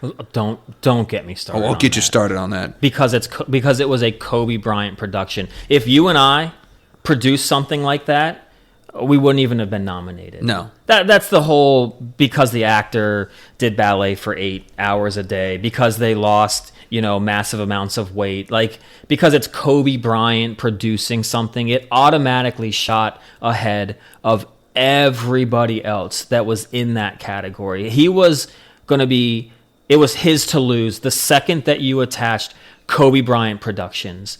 Post-NBA career, how great he was. He almost, if he didn't win, that was a huge would have been a huge failure in my mind. It's like, come on, he was robbed. Yeah. Yeah. Well, hey, I mean, great takeaway because the Oscars did just happen, man. They so did. Obviously you're a huge fan. You think it's always given to the right people of the best movies. So I'm sure you're thrilled with the Oscars. Did you watch a single minute of the Oscars? I think I found out the day after that they were on last. Yeah, I told you. You were like, well, we were talking about it on the last podcast, and you were like, I was like, we need to get back to the movie. You're like, well, nothing's happening. I was like, the Oscars just happened. What are you talking about? So not the biggest Oscar fan. No. And I'm not alone because I think it was one of the least watched Oscars of all time. Yeah, and I mean, like, I don't know what I can put that in testament to other than, maybe the younger crowds aren't that interested. Or again, it's also about how are they digesting the medium, right? Like, are they watching it live? Probably not. They're probably watching on freaking TikTok. They're probably watching it on YouTube the next day. They're getting the highlights. That's true. Probably so like they're not watching speeches were being given. They're like watching the I don't want a whole thing. I'll just, the news feed will give me the highlights, and then I'll just watch the highlights. I'll watch for that Will Smith slapping the crap out of Chris Rock moments. I did see that on loop. Hey, there you go. That was that last year? Or no, gosh, that was like 5 or 6 years. No, it wasn't 5 or 6 years. That was a long time ago. Okay, I'll give you 3, maybe. Maybe 3. But here, I'm going to go over the we're not going to go over everything, but I want to go over the ones that were up for Best Picture. Okay. Yes. And I'm not even going to ask you if you've seen it because that's I already know the answer is no. So I'm going to give you the name of the movie. You're going to tell me if you're aware of this movie, and if not, I want you to try and tell me what you think the movie is about. Okay. Okay. First one's super easy. Frankenstein. Did you watch Frankenstein? No, not at all. Is there a werewolf? Get out of here. Okay, I'll give you a pass on Frankenstein. How about F1? You know what? That's a movie I think I would watch. You would watch because it's sports. Yeah. And I've seen some of the previews for it. Was that Brad Pitt? Yes, it was Brad Pitt. Yes. I probably will watch that at some point in time. So yeah, I've heard good things about it. So I think I would watch that. Definitely. Okay. All right. How about Hammett? Hammett? Hammett. Is that a person's name? Is that a pet's name? Is that a city? Hamnet. What the hell is Hammett? I'll see if it's spelled for you. Hamnet. Hamnet. Oh, Hamnet. Oh, well, that changes everything. Oh, yeah, because you know what it means now. It doesn't change a damn thing. What the hell is Hamnet? What was that movie about? Is that a person? It was about Shakespeare. Oh, so it's not Hamlet? It's not him. It's Hamnet. But it's Shakespeare. Yes. We got to get back on a conspiracy bingo train. But have you heard that, Shakespeare, he wasn't one person? Yes, he has a ghostwriter, yes. Or there's multiples? Yes. But yeah, yes. Okay. So wait, was this a redo? No, so Hamlet? it's about the story of William Shakespeare falling in love, and it's it's like a romance movie, and it's that's what it's about.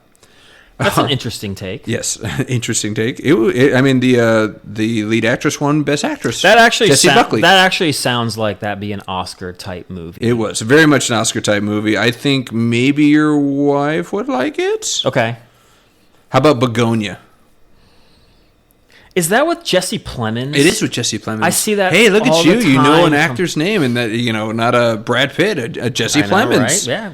He does a great job in Breaking Bad. Breaking Bad. I was the other thing that I think you know him from is probably like Friday Night Lights. I've only seen bits and pieces of that show. But then isn't he also? He's also in, I think, the movie that's with Leo, right? Yeah. Well, the One Battle After Another. No, he's not in. Oh, well, he's in another one where he plays like a white supremacist or something. I remember reading some story because he's Black Klansman. Because he's married to, who's he married to? He's married to the Mary Jane from Spider-Man. Yeah. So she was doing a movie, and I guess there was this. Was it Civil War? Civil War. Yes. Yeah. And I guess they had to call him in because I guess he's like the best white supremacist actor. Well, he kind of looks it, doesn't he? He does. He kind of looks it. Yeah, Kirsten Dunst. Kirsten Dunst. There we go. All right, so whiff on Begonia. You go. You want to give it a shot, Begonia. You know who's in it. I know who's in it. I have no idea what it's about. It looks like the lettering makes it look like it's kind of like a Russian or like a. I don't know. It's a weird lettering when you see the Begonia. Yeah, it throws you. So two conspiracy theorists, great, right in our wheelhouse. Conspiracy theorists. We gotta watch. They kidnap like a female executive because they are just dead set that she is an alien trying to take over the world. And it's got Emma Stone in it. That's who is. I knew he's like facing. Yeah, and they shave her head. She kind of looks like an alien. Really? Yes. All right, we're getting off track. How about Marty Supreme? No. You don't know anything about Marty Supreme? Never heard of it. You're getting at it. You really? No. Yeah. No. It's about ping pong. Really? Yeah, Timothy Chalamet. Oh, that's the movie that he was in that he made all the buzz about because he was basically dogging. Was he dogging opera? Opera and the ballet. Yeah. Yes, that's beaten to death. But yeah, if you watch that interview, he just looks uncomfortable, and I'm like, what are you doing? And I was like, who made this town hall? Matthew McConaughey is the moderator? What is going on here? This is the weirdest town hall I've ever freaking seen. But it's like based on a true story. He plays Marty Mauser, who's based off another true ping pong savant, Marty something or other, blah, blah, blah, blah, blah. And it's going to hell and back to win a tennis tournament or whatever. Okay. All right. One battle after another. I know you know who's in it. Yeah, Leo. Yeah, and that's like another. I don't know. We'll call him a far right conspiracy nut jobs that I don't know. They guess like getting some battles. It's revolutionaries against and it seems very topical. Very topical. I'm guessing you haven't seen it yet. No, but I would see it. Won Best Picture. It did win Best Picture. Congratulations. How about The Secret Agent? Now that just sounds like something right up my alley. That's got to be like Cold War, post-World War II, Berlin, baby. Am I right? No, you're not. It's about political turmoil in 1977 Brazil. I'm intrigued. There you go. Of all the movies, that's the one I think Have you seen Narcos? The TV show? Yes. I think I saw like the first season. So you know the guy that plays Pablo Escobar? Yeah. He's the lead in the movie. Oh, movie. Is he? Okay. There you go. I'm actually hooked on this one. There you go. Gotcha. I like this one. Thank you. Gotcha. All right, Sinners. I know you know what Sinners is about. I'm like drawing a blank. Come on. Why do I know that? Michael B. Jordan, Sinners. You know what? I actually was going to ask you about that. I had no idea about that. You have no radar on Sinners. Don't. So it's pretty much guys that are sinners, kind of like, are they basketball players? No. Are they running the same circles as like Kobe, Shaq, Barkley? No, man. Oh. They Jesus, I don't even know where to start with this. Because you're not going to believe me when I tell you. If that's what you think would happen, you're never going to believe me. So it's about two twins. So Michael B. Jordan plays twins. Okay. Part of the reason he won Best Actors because he was playing two people. Of course. They were in the Chicago Mafia. They go back home. And then on paper, it sounds like From Dusk Till Dawn. Have you seen From Dusk Till Dawn? Yeah, I have. So where it's like the movie's going one direction halfway through, and then it just whoop. Yes. So same thing. It's the things seem to be going well, and then trouble happens in a supernatural form, which is vampires. And out. Come on, it got a buzz. A lot of great buzz. Michael Jordan got the Oscar. I thought we were over the vampire, True Blood. This isn't True Blood, but it is vampires. Oh, come on. And he won Best Actor. Best Actor. Well, because he played two people. How about Sentimental Value? That just sounds like nothing but like a love story, either like a, I don't know, like a family type like a family story. Oh, okay. Yes. Yeah. Yeah. Okay. This is the closest you've gotten. It's the intimate exploration of family memories and the reconciliatory power of art. There you go. You're right there. Wait, is this the one with the Skarsgård? Yeah, Skarsgård. We just watched the preview of it. Hey, see, that's it. You had a little sneak peek. That's why it triggered something for you. Did not seem up my alley, though. All right, how about Train Dreams? This is the last one. Train Dreams. I mean, look, first instinct is some guy on a train has like a bunch of different dreams, and somehow they're all intertwined at the end, and it all comes true for him. Like actual dreams. Yeah. He just dozes off and then has... Was it an Inception, but with trains? Sure. No. Is there a murder on the train and he's got to figure it out? No. Okay, I love that you're trying to go outside the box, but no, it's very much like a character piece. It's about a logger and a railroad worker. He leads a life of unexpected depth and beauty in the rapidly changing America of the early 20th century. You'd love this. Oh, okay. We're kind of getting into some of that, almost like, not quite the Gilded Age, a little bit after. Yeah, there you go. That's why I was like, this is right up your alley. Yeah, okay. It's got Joel Edgerton in it. Do you know who Joel Edgerton is? Name sounds familiar. All right. Have you, let's see, what you probably know him from Warrior. You remember the MMA movie? Oh, yes. I think you actually you brought this up before. Yeah. Yes, Joel Edgerton. I do. Yes.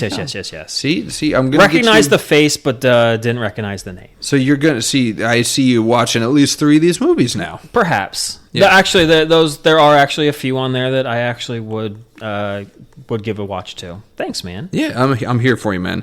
So, you might watch the movies. It doesn't sound like you're ever going to watch the awards, though. God, no. Look, you're not a red carpet guy? I don't care who you're wearing. I don't care what you're wearing. I could care less. And I don't need to hear your victory speech and then tell me how... First of all, I don't believe any of these people that are so eco-friendly, so all this, but you're going to sit there on your pulpit. I mean, I am going to kind of steal the whole, like, George Clooney speech from South Park and that, like, dust that just kind of, that cloud that, like, hovers over you. Because it is such smugness, but it's so hypocritical. Like, stop flying around in your private jets, gallivanting all over the world. Stop going to these like benefit balls that you're just there for your own vanity. Like $2,000 a plate or something. Yeah, like you're not there for that. You're there to get noticed, to have the paparazzi take your picture, to pub your new movie. Like you're not really there for the cause. So that's what you probably love Ricky Gervais. You know who Ricky Gervais is. Yes, I love Ricky Gervais. You remember he was hosting the Golden Globes and he said, just take your award and sit back down. Nobody wants to hear about... what causes you believe in or anything. You are actors. Yes. And he mentioned the Greta Thunberg. He was like, I think she was like 15 at the time. He was like, she has more education than you do now. So just shut up, take your award, and sit down. And that's what he said that in front of everybody. I thought it was hilarious. It wasn't that. I remember that. That was hilarious. He's the only person I would watch. I'd watch the monologue if Ricky Gervais was doing the Oscars monologue. He would just tear him a new one. I know, which is great. Yeah. So I'd watch that. I did also like when, I don't know if it was for the Oscars or not, but I did like the Tina Fey, Amy Poehler combo. Yeah, that was good. I like good those together. two. Yeah, they're great together. Good. All right, so going back to movies, Oscars, can you name for Best Picture, a single Best Picture movie that you watched that you remember, hey, this is a great movie and it won Best Picture? Or give me like 3 of your favorite movies that you think won an Oscar. I think Titanic won an Oscar. Titanic did win an Oscar, won Best Picture. No Country for Old Men. No Country for Old Men won Best Picture. Oh, I had a third. Wait, is Titanic one of your favorite movies? No, but a movie that I'd seen. Okay, all right. I did leave a low bar there. You did. I don't know if any of my favorite movies is an Oscar winner, but I think there is one in there that I think I have seen. I think it's a little bit overrated, but The Departed. The Departed, yes, and that was one of those. It was a make good or something. It was a make good. Yeah, because he should have won for Goodfellas. It was a good movie. I don't think it was like that great. Jack Nicholson kind of, I don't know. That's another one of those guys where I feel like these roles he gets when he's older. I mean, I haven't seen but so much when he was younger, but I feel like he was a really good actor then. Now I feel like it's Jack Nicholson, and so you can't look past it being him. But it's just always like he just always gets an elevated response where I'm like, there's so many good actors out there. I feel like anyone could have played Jack Nicholson's part and been great in Departed. Not anybody, but a lot of other people. Okay. Yeah, I don't know. You hear that, Jackie boy? Semko's just throwing the shade today. Anyone associated with the Lakers, I'm just anti right now. Yeah, that's right. He's the biggest fan. Well, I mean, you didn't mention Lord of the Rings, but that won an Academy Award. Did you watch Lord of the Rings? I have, yes. Yes. I think the second one was probably more my favorite. Yeah, the third one won the award, and they even said that was make good because they thought that the second one should have won, and it didn't, so they were like, we'll just give it to the third one. But one of its stars is making his name, but he's riding the coattails of the Lord of the Rings. Elijah Wood, apparently, is DJing now. Did you know this? He's been doing it for years, like 10 plus years. I had no idea. He had a second life. Yes. But he is actually DJing a Lord of the Rings themed rave with disco music. When are you going, Jay Bear? Well, I can't go because I think that thing sold out in like 3 minutes. But that would be quite the scene. Like as Will Whitaker would say, I want to see it for the experience. The experience. Yes, of course. So apparently on March 31st, he's going to be DJing a fantasy-themed rave alongside apparently a DJ that's very acclaimed. You know your DJ is better than I. This guy's an Emmy-nominated music producer, Zach Cowie. Or Cowie? I don't know. No? Okay. I know nothing. I know like 4 DJs. But like you said, apparently they've been DJing for about 15 years. Yeah. And have officially formed their EDM duo, Wooden Wisdom, in 2026. Clever. This year. But they've been making appearances through venues throughout the country. And they've got upcoming shows that lean into Elijah Wood's experience in the fantasy projects. Yeah. That's a perfect, I think, combination. What, Lord of the Rings and EDM? Yes. It's like, isn't it all like Piccolo's like... I don't see how those two mix. Everyone's going to be like dressed up in the costumes, getting into it. Go with me, little hobbit. And people just love like the EDM music more and more. And so to combine those two together, I mean, I don't know if they're playing like the piccolo the whole time, but they might incorporate that in there a little bit. But no, I think where we're at, like, I mean, the Lord of the Rings movies are kind of like Star Wars. Like even like the young generations probably likes it. So, and they're the ones that are into like the EDM. So yeah, it's a great combo. It's going to be gross. It's going to be gross. A bunch of barefoot people dressed as hobbits sweating it out at a rave. That place is going to smell just horrific. Great experience, though. I mean, yeah, it's the experience, right? Yeah, apparently they're going to be playing rare gems and beloved classics with lots of 70s and 80s disco. Again, disco, Lord of the Rings. I don't see this. What am I missing here? I like it being kind of something different, though. Something unique. I mean, the name fits Wooden Wisdom because I think of the Lord of the Rings, think about the nature and woods. Gandalf in there. The little trees, the what are they called? The Whomping Willows? No. What? That's Harry Potter, I know. You dork. You're talking about Harry Potter. But here you go. Attendees are encouraged to come in costume. Yeah. And tickets in the highly anticipated show are already sold out online. You missed your shot. No, I know. It couldn't have lasted 5 minutes before those things were sold out. So, it begs the question, man. So, outside of Elijah Wood doing a Lord of the Rings rave, what actors would you want to see DJing in their character, and what's like the theme? You know who I think... I got one movie in mind, but I'm kind of trying to think of other movies that he's in. But you know who I would love to see DJing? Terry Crews. And if he's in like Idiocracy, when he's when he's the president? Yes. Okay. Yes. That's a very niche. The Lord of the Rings is wide scope. I know it is. But I mean, Idiocracy's got a cult following. It does. Sure. But I don't know, I mean, he's funny. He'd get out into there, it. Very flamboyant. Yeah, absolutely. Yeah. He would so get into it. I don't know. Part of me was kind of like The Longest Yard. He's eating them hamburgers all the time. You're just Terry Crews all the way. Well, I like Terry Crews. No, I thought the one that came to mind, it's kind of culty again. I didn't go so popular, but dude, how could you not want like David Spade as Joe Dirt? Okay, yeah. I mean, you just play country music and EDM, just so that you'd meld those together. I can see that. Kid Rock could make an appearance. So he was in Joe Dirt. That's right, he was. Yeah. Dennis Miller could come in there. He could. Yeah. That'd be a weird EDM host. He's just talking like this the entire time. That sounds like a great EDM rave music. And then you add the dubstep after that, you know? Oh, my God. My heart would explode. Nah, man, I've got a few here for that I think would be hilarious. I don't know if I'd want to go, but I'd love to see it happen. God, I had one. I lost it. You know, I'd love to see a Star Wars EDM. That would be hilarious. Yes. And you could have Mark Hamill or Harrison Ford, but those guys are so old, they wouldn't know what they're doing. No. You have to get like Adam Driver doing the whole solo, the whatever, Ben Solo, or whatever it is.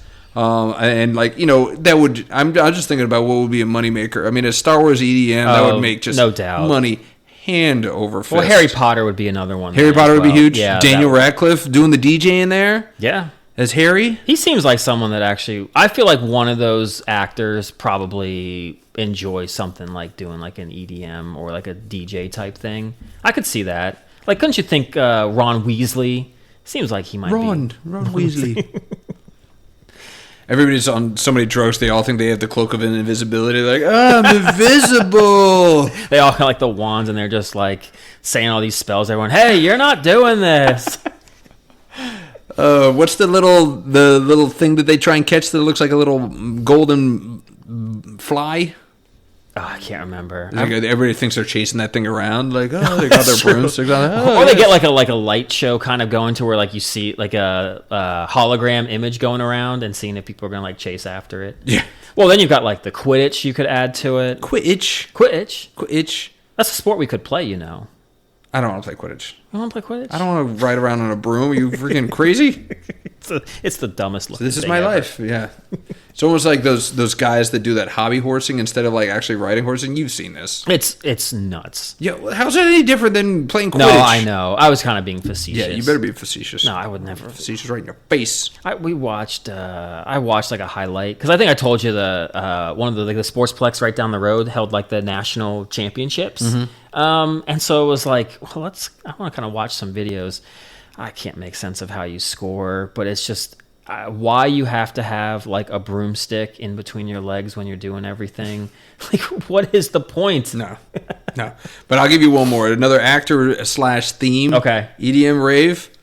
Johnny Depp, Pirates of the Caribbean. I was thinking that too. How great would that be? Yes. I mean, absolutely. like, you've got the soundtrack that always, like, the you drop that in some EDM. Yeah. And you got Johnny on the freaking turntables. He's probably on the same drugs as you. He's like, yeah, all right, let's go. I made Amber Heard go crazy. Yeah. Everyone just like, yeah. She pooped in my bed.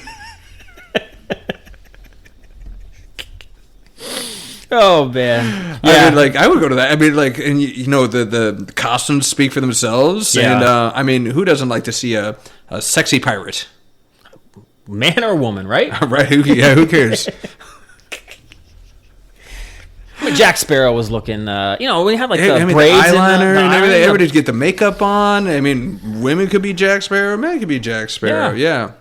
It fits an EDM rave. It does perfectly, just seamlessly. Yeah. So let's corner the market. Yep. Can I put this in patent pending?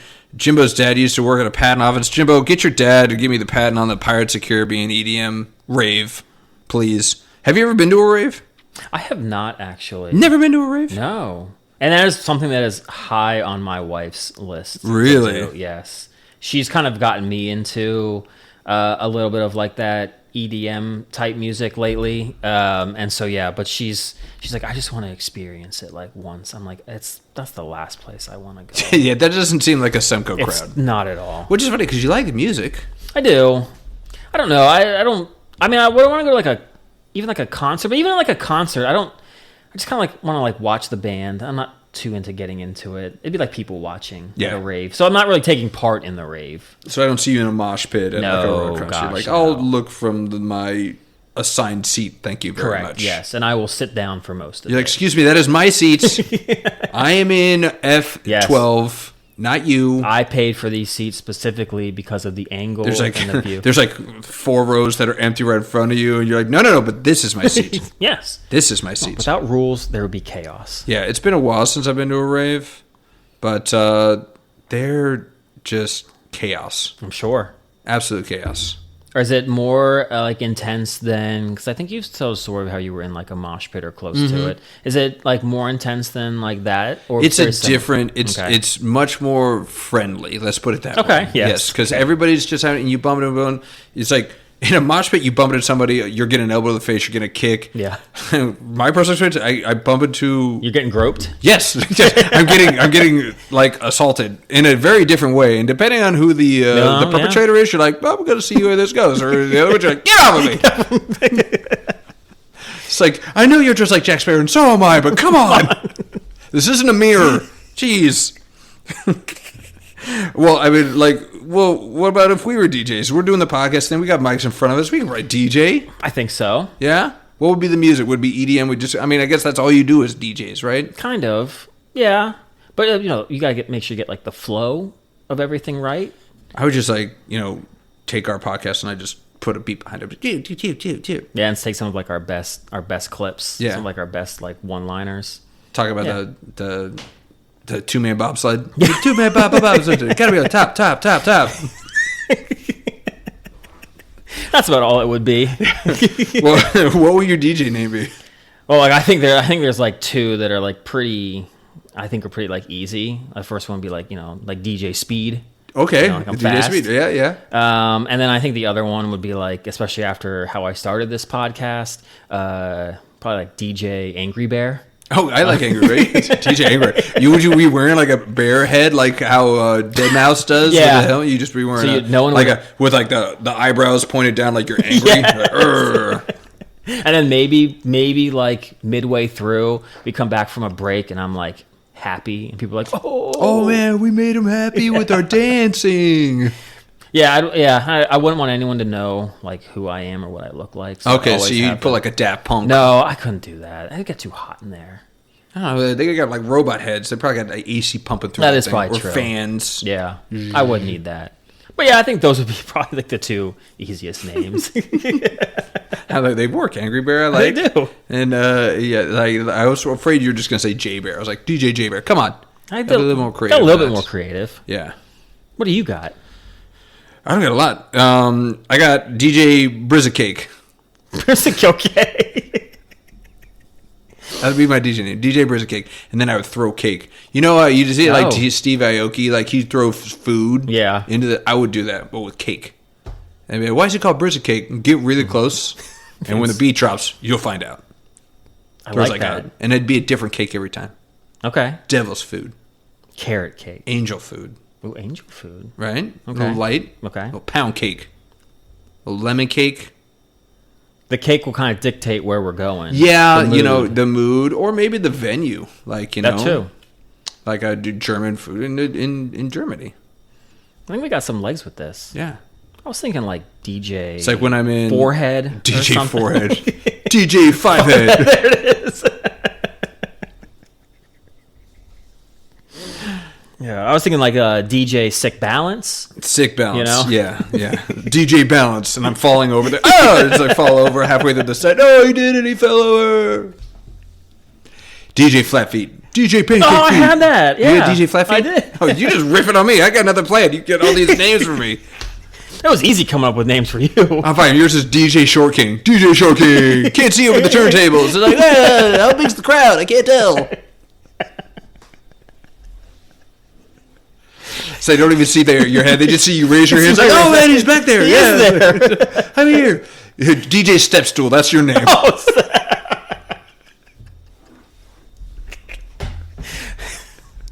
that's not bad. It wouldn't be forgotten. DJ Stepstool. Where's my Stepstool? You could deck it out. You could it'd be like, you had like your pimp cups back in the day. Tag it, but you have a step stool? Yeah, it's like a step stool. Yeah, I like it.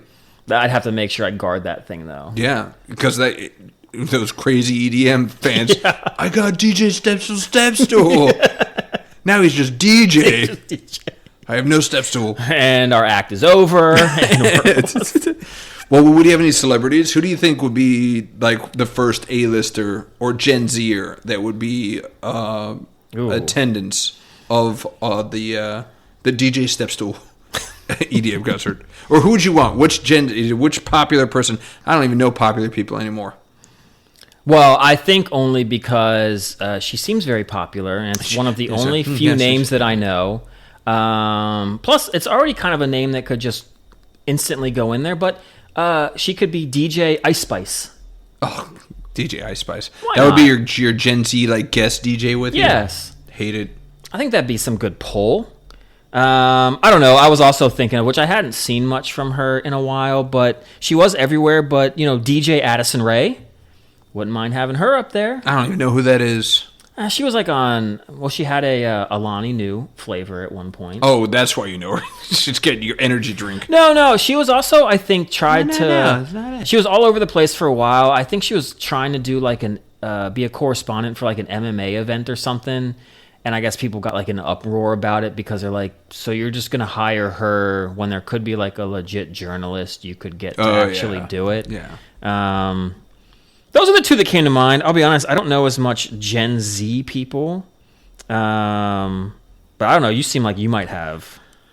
No, I just, I'd like, I guess DJ for a Gen Zer for me, I'd just try and pick the most popular person. And again, I would probably just Google popular Gen Zers. And it'd be like, okay, I guess I'm picking this one. I would really either want Charlie XCX or Tate McRae. Tate McRae. I'll take Chapel Roan. I'll take DJ Chapel. Even after all that she's going through right whatever, man. Just because her bodyguard was a little rough with the 11-year-old. That's why I hate it. It's like, I hired this person. Why does this reflect on me? Like, I did not do it. That is what I actually thought too. I was like, why you got to make this a big deal and blast it out on social media to like tear her down? Because people love tearing down celebrities. I know. It's like awful. The world's favorite pastime. Yeah. Somebody gets up too high, let's tear them the F down. And especially too, like if you knew Chapel Roan, she's like been pretty vocal about how she's had like some stalkers. Yes. And she's had some like crazy run-ins.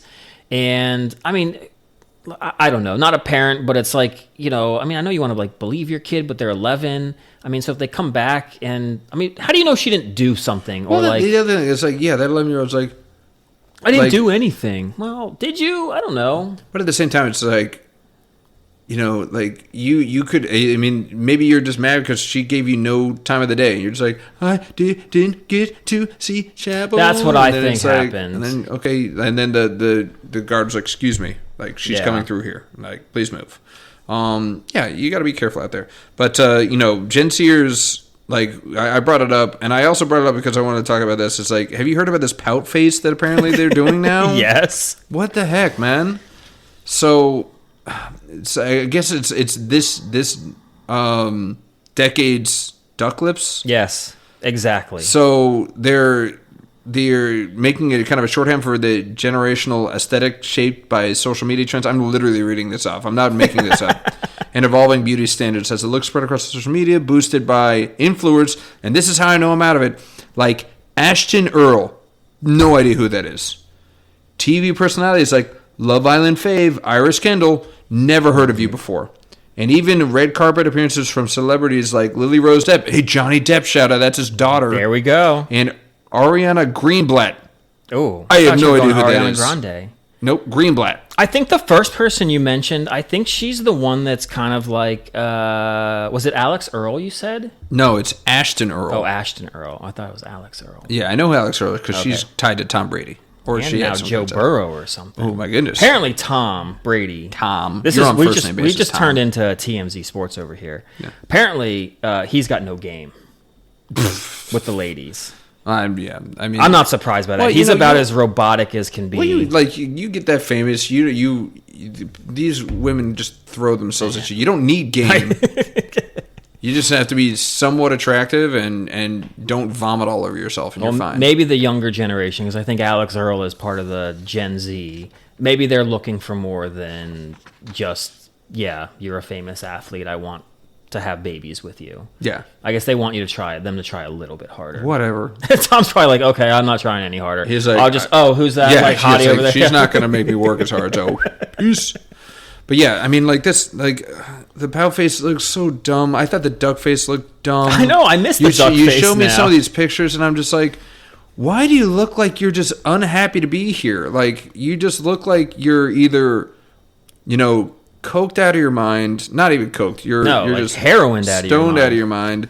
And you're just like, and I don't know, this almost looks and it sounds like it's the complete defiance of, and believe me, I agree that it's incredibly offensive and insulting when a guy tells a woman, knew you were going to go it's here. like, well, you should smile more. There it is. So this is almost like the complete, okay, you're going to say that, I'm going to look as miserable as possible, no teeth, like, and I don't mean this just for men, I mean for men too. I think everybody looks more attractive when they smile.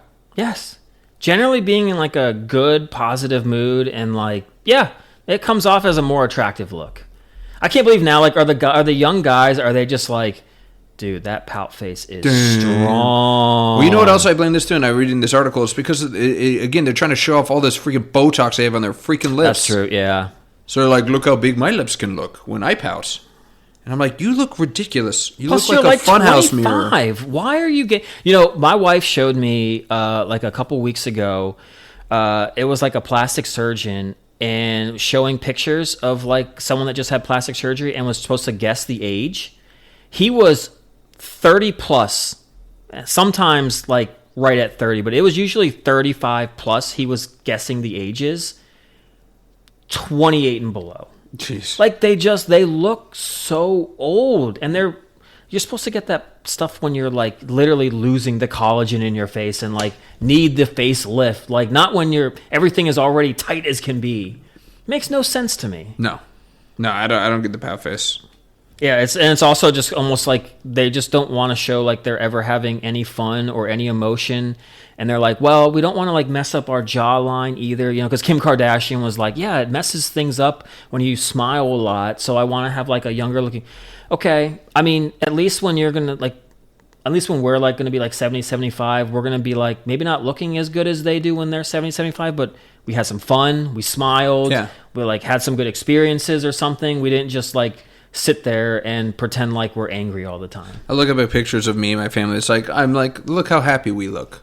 Not like, wow, look at my jawline. Fantastic. You're not? No. I look at your jawline. I got a strong jawline anyways. It's not bad. Tom Brady would be jealous of that jawline. Yes, he would. I knew it he's had work done when he was playing. Oh, you think so? Well, you see those like when he got drafted and as they do like the year by year picture. Yeah. I mean, I know he's on that new diet, but that jawline is like TB12? Tight, man. Tight. Like, can't be done when you're like 38. What happens when you're married to a supermodel? She's like, all right, this is what we have to do. We have to take a little hammer and we have to yes, just hit you in the face a little bit. They probably were doing that a lot earlier than like all the fads now. Yeah. But I know that we were like, when we looked at this outline, we were like, we're like, what's it gonna be, a fast one? I'm so tired, and I'm like, oh great, we'll have a short one today. Nope, not so fast, my friends. We got some funny stories. Can I get to one more? I'll let you pick. We marked off 2 of these. I'll let you pick which one you want to do. I mean, I think we might have to go to the Florida. I knew you were going to say the Florida one because you got something to say about this. But, we'll bring it back to, Florida getting bounced. A lot of those guys don't have a job to do. Well, you guys can just follow the path of a Pensacola young lady who decided that she's just going to rent out Airbnbs and just make her way to it. So I don't even know where to start with this. According to a news outlet in Pensacola, Florida, a woman has been charged with 2 counts of felony criminal mischief after allegedly urinating on furniture and household items inside 2 Airbnb homes in downtown Pensacola. Investigators say the acts were not accidental. Whoops, this isn't the bathroom. This is a love seat. The arrest report states that she was filming herself urinating on these items throughout the properties and later uploading the videos to a adult contact platform. You can fill in the blanks there. Allegedly to generate income. Oh my God. This is just disgusting. My wife's on a tear right now of like being very trepidatious about going into Airbnbs because there's all those like Dateline stories about cameras everywhere. Yeah, and whatnot. My wife too. This is like the roles are reversed. The Airbnbers are like, I gotta worry about coming in here and just peeing on my stuff. Yeah, exactly. Yeah, it's one of those like landlords and tenants. Like they can be bad both ways, man. But this is just Can people please grow some shame? Or also just care about other fellow individuals? Someone is nice enough to rent their house out for you to stay in, and that's how you treat their place? What were you taught growing up? My God. Well, and I'm gonna bring this up because I mentioned the whole like being fearful of like cameras. Yeah. I'm sorry, but how else did they catch her unless they have cameras in their house? Can you imagine being the Airbnb guy's like, hey, arrest this woman. She peed all over my stuff. It's like, okay, how do you know? Well, it's like, well, it's because I was secretly filming her.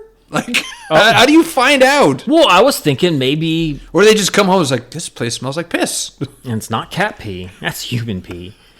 Because you could differentiate. You're like, nope, yeah, that's a 27-year-old female, Caucasian most likely. It smells like she had asparagus the other night. Well, that you would definitely point out. No, well then you've never been really around a cat if you can't tell cat pee from human pee. Okay, you're right. I do not have the cat pee gene. Sorry, but seriously, how do they find out? Like, well, you said that she videotaped it and put it up on the site. Maybe the homeowner was on this. It's like that looks a lot like my couch. That's my lamp. Yes. Recognize that lamp anywhere. Holy crap, that was my house. Yeah. And then you got to explain that to like the spouse. Honey, this woman's repeat. How'd you find out? Like, I don't know. A friend told me. He sent it to me, and I don't know where he found it, but look what happened. But they post this woman's name and her face. She's gonna get so much more fandom because of this. Absolutely. Congratulations. She's gonna make so much more money on that site because now people are gonna request for her to just pee on something for her. Who's the Airbnb PPer? Yeah, of course. But I mean, yeah. $3,000 worth of damage. Items reportedly included an antique chair. I don't even... How does she... A typewriter. Oh, come on. Coffee maker. You can't make coffee in there anymore. This is some... that's in the trash. This is a bitter roast that I'm drinking here. I'm selling the house.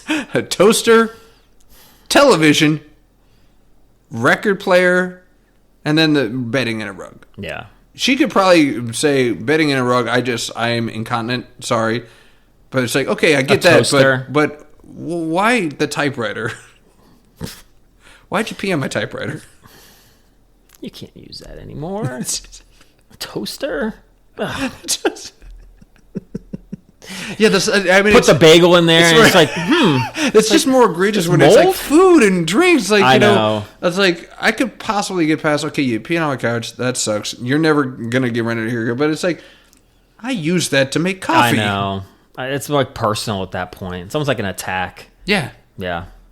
Disgusting. But you did mention how, people have like mistaken, rooms for a toilet. Yes. It happens to everybody, Semco. Does it? It does. Does it happen to Everybody's everybody? had a moment in time where it's dark and they're fumbling around in a venue that they're less familiar with. That's true. You're very true. You're very right about that. And when nature calls, my friend. No doubt. Yes. And yeah, you're right. You just don't even try to flip out on a light. You just figure you know where you are. This feels like a bathroom right here. Exactly. Yes. So I think I know what you're referring to. Of course. I will own up to owning this. I happen to apparently I'm part of this very eclectic crew of Airbnb peers. I will say you didn't do it on purpose and film it for... I mean, geez, if I knew I could get paid, my God, like, you could have been filming me the whole time. We really should have. Yeah, I'm surprised you didn't. I think we were... I think I was lucky that you were the one who found me. Me and Jimbo. Yeah, and Jimbo was my best man. So for the background, guys, me and this wonderful group of friends, we have our annual getaway that we used to go to. And one time we rented out a very nice brownstone in the middle of downtown Beemore. Yep. Very unique space. Had exposed brick. Yep. Beautiful. Great layout, great accoutrements, and it was very close to the stadium they were going to go watch the games. Yeah. And we were celebrating obviously our annual getaway. This was my subsequent bachelor party. It It was was right before my wedding. I was surprised that I got there. I didn't tell anybody except for I think 1 or 2 people. I think you were surprised. I don't think you knew I was coming. I didn't know you were coming. No. But as you do at bachelor parties, drinks were had at an early time, and I didn't even make it to the evening endeavors. I was exhausted. I'd flown across the country. I will give you that. You were on not a lot of sleep. Not a lot of sleep. The time difference was brutal, and I had a bit to drink early, so I went to bed early.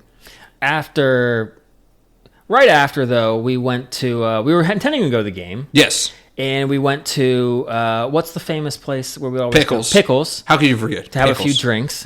And we knew we were in trouble when so I believe we were all dressed up as Waldo. I think we were, yes. Yeah.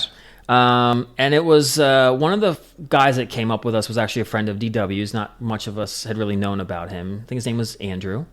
And he was a bit loud and trying to fit in. And at some point, you were already getting kind of rowdy with people and kind of pulling the story you told earlier about the guy being like, what are you looking at me like that for? You were already kind of pulling that. So you were like, we already know he's close. I'm tired. But when you thought that Andrew was a little mentally challenged, or do you not know this? I don't remember this. Oh my gosh. So we're like, we got to get Brandon, we got to get you home. We got to put you to bed. You're starting a ruckus. Yes. And so I think Andrew was trying to kind of help you, and he's like, hey, come on, buddy, let's do this. And I don't know whether it's because he was in the Waldo suit, you didn't know him or something, but you were just halfway crying. I appreciate it. It happens on a sparing amount of times, but when people take care of me, I'm very appreciative. But you just were kind of man, I was like, man, you're just great. You being out and doing everything that you're doing, keep it up, man. I'm proud of you. I think it was maybe because I was I was my initiation. I'm glad you're out here with the team. I don't think that was meant a challenge, but okay. It's Wes, maybe other people will give feedback as to what was happening. I'm sure they will. But yes, on the way back, you were being handled. You really didn't care that you were being taken home. That was our biggest thing, was we didn't want you to be like, no, I want to go to the game and run away. Ready to go. Yeah. So yeah, we ended up walking you home and putting you to bed. Mm-hmm. And so this was a 2-story brownstone. 2-story brownstone. And the game starts at 7, and so we probably put you to bed at 6:30 or something. Yeah. And after that, I don't even think half the people made the game. I think if we did get in there, we got in there for as 2 this innings. trip usually does, fractured all quickly. get outs. Yeah, we were all together for maybe 5 minutes, and it was great. We were taking pictures with a bunch of people. Yeah, as we were do. on TV. Yep. But this was, I think this was the first year. This was the first year I went, so I didn't know how it went. So I was stunned that it's bottom of the second inning. And it's 4 people are we're going to the casino. Yep. 4 people are we're going back to Pickles. And then the rest of us, some of us were well, I'm going to stay and watch the game a little bit longer. Yeah. So it fractured. And then eventually it got to the point where as the night went on, there were a couple of us that me, Jimbo, and I think maybe 1 or 2 other people, we went to the casino, walked around a little bit. I don't gamble. So kind of came back and literally ordered a pizza. Yeah. And we're all kind of sitting there in the living room eating our pizza. And all of a sudden, we just hear what appears to be a leak from upstairs. And we're just it's just raindrops falling. And we're what? Is someone up taking a shower? Or what is leaking up there? And then all of a sudden, we turn around and we just see down this dark, black wall. Just no, it's exposed brick. It was the exposed brick that is just the water just trickling down, and what we think is water. And so me and Jimbo were what the hell's going on up there? And we knew you were up there. Yep. So we're what the hell? So we run on up there and see that you're not in the bed. No. You were put to bed with your clothes on, yes, by the way. Yes. So we obviously hear the noise still, and so we open the closet, and there you are, completely naked. Yes, absolutely. With your hand on the wall and just thinking it's a bathroom. Yes. This closet should have been a bathroom. The placement of it in the bedroom. You're not wrong about that. That should have been a bathroom. It probably was a bathroom, and I made it a bathroom that time. You absolutely made it a bathroom. But that or either I thought it was outside. We have all peed on the side of a building at one time or another. Yes. And I think I was just in my very unconscious state. I just thought that's what it was, and I just peed down the side of the wall. Thank God it was exposed brick because it disappeared by morning. It did. I mean, I think we tried to clean it up a little bit, but it was like, we're just going to have to hope no one notices this thing. And no one did. No one shall, except for the people listening to this.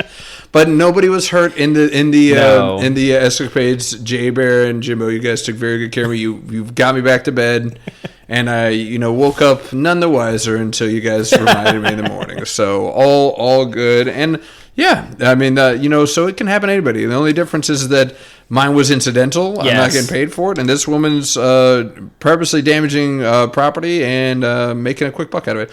I mean, $3,000, she probably made that easy on tips off of this thing. So she's like, that's totally worth it. And I'm famous. Which sucks because that's then people are just going to be like, well, I'll pay the $3,000 fine. Well, you're going to see copycats coming out here. But you love cats. You love copycats. And you love, apparently, cat peas. So I do. Maybe right up your alley. I don't love cat peas. Sorry. No, you already said yes. You already said yes. So, yes, you got most of my stories are embarrassing for other people. I'm an equal opportunist. I'll embarrass myself every now and then.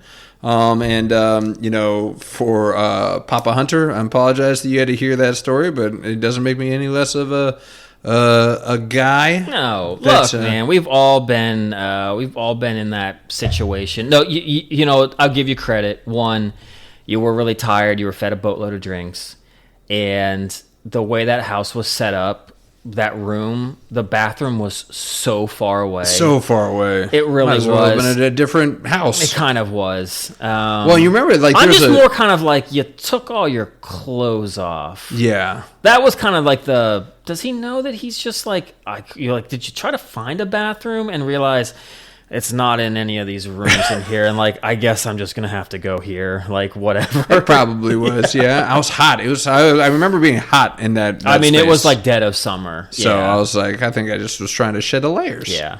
But I remember they had it was like a metal grating walkway, and I definitely like banged my legs up and climbing up and down that thing. It was definitely a unique it was a great place. Setup. It was. And we left our mark. Definitely. And we'll leave our mark on the podcast world as we continue this. We'll leave our mark next week when we will go over the next round. It's going to be an adventurous next recording if we do accomplish it, because I'll be doing it on the road. That's true. We're going to see if we can't get this thing on some video. Ooh. I'm going to give that a shot. It might be it's going to have to be on a different day. I have a work commitment on Monday night. So we're going to try to shoot for maybe like a Tuesday or a Wednesday. I'm down. But we're going to see if we can get that thing done.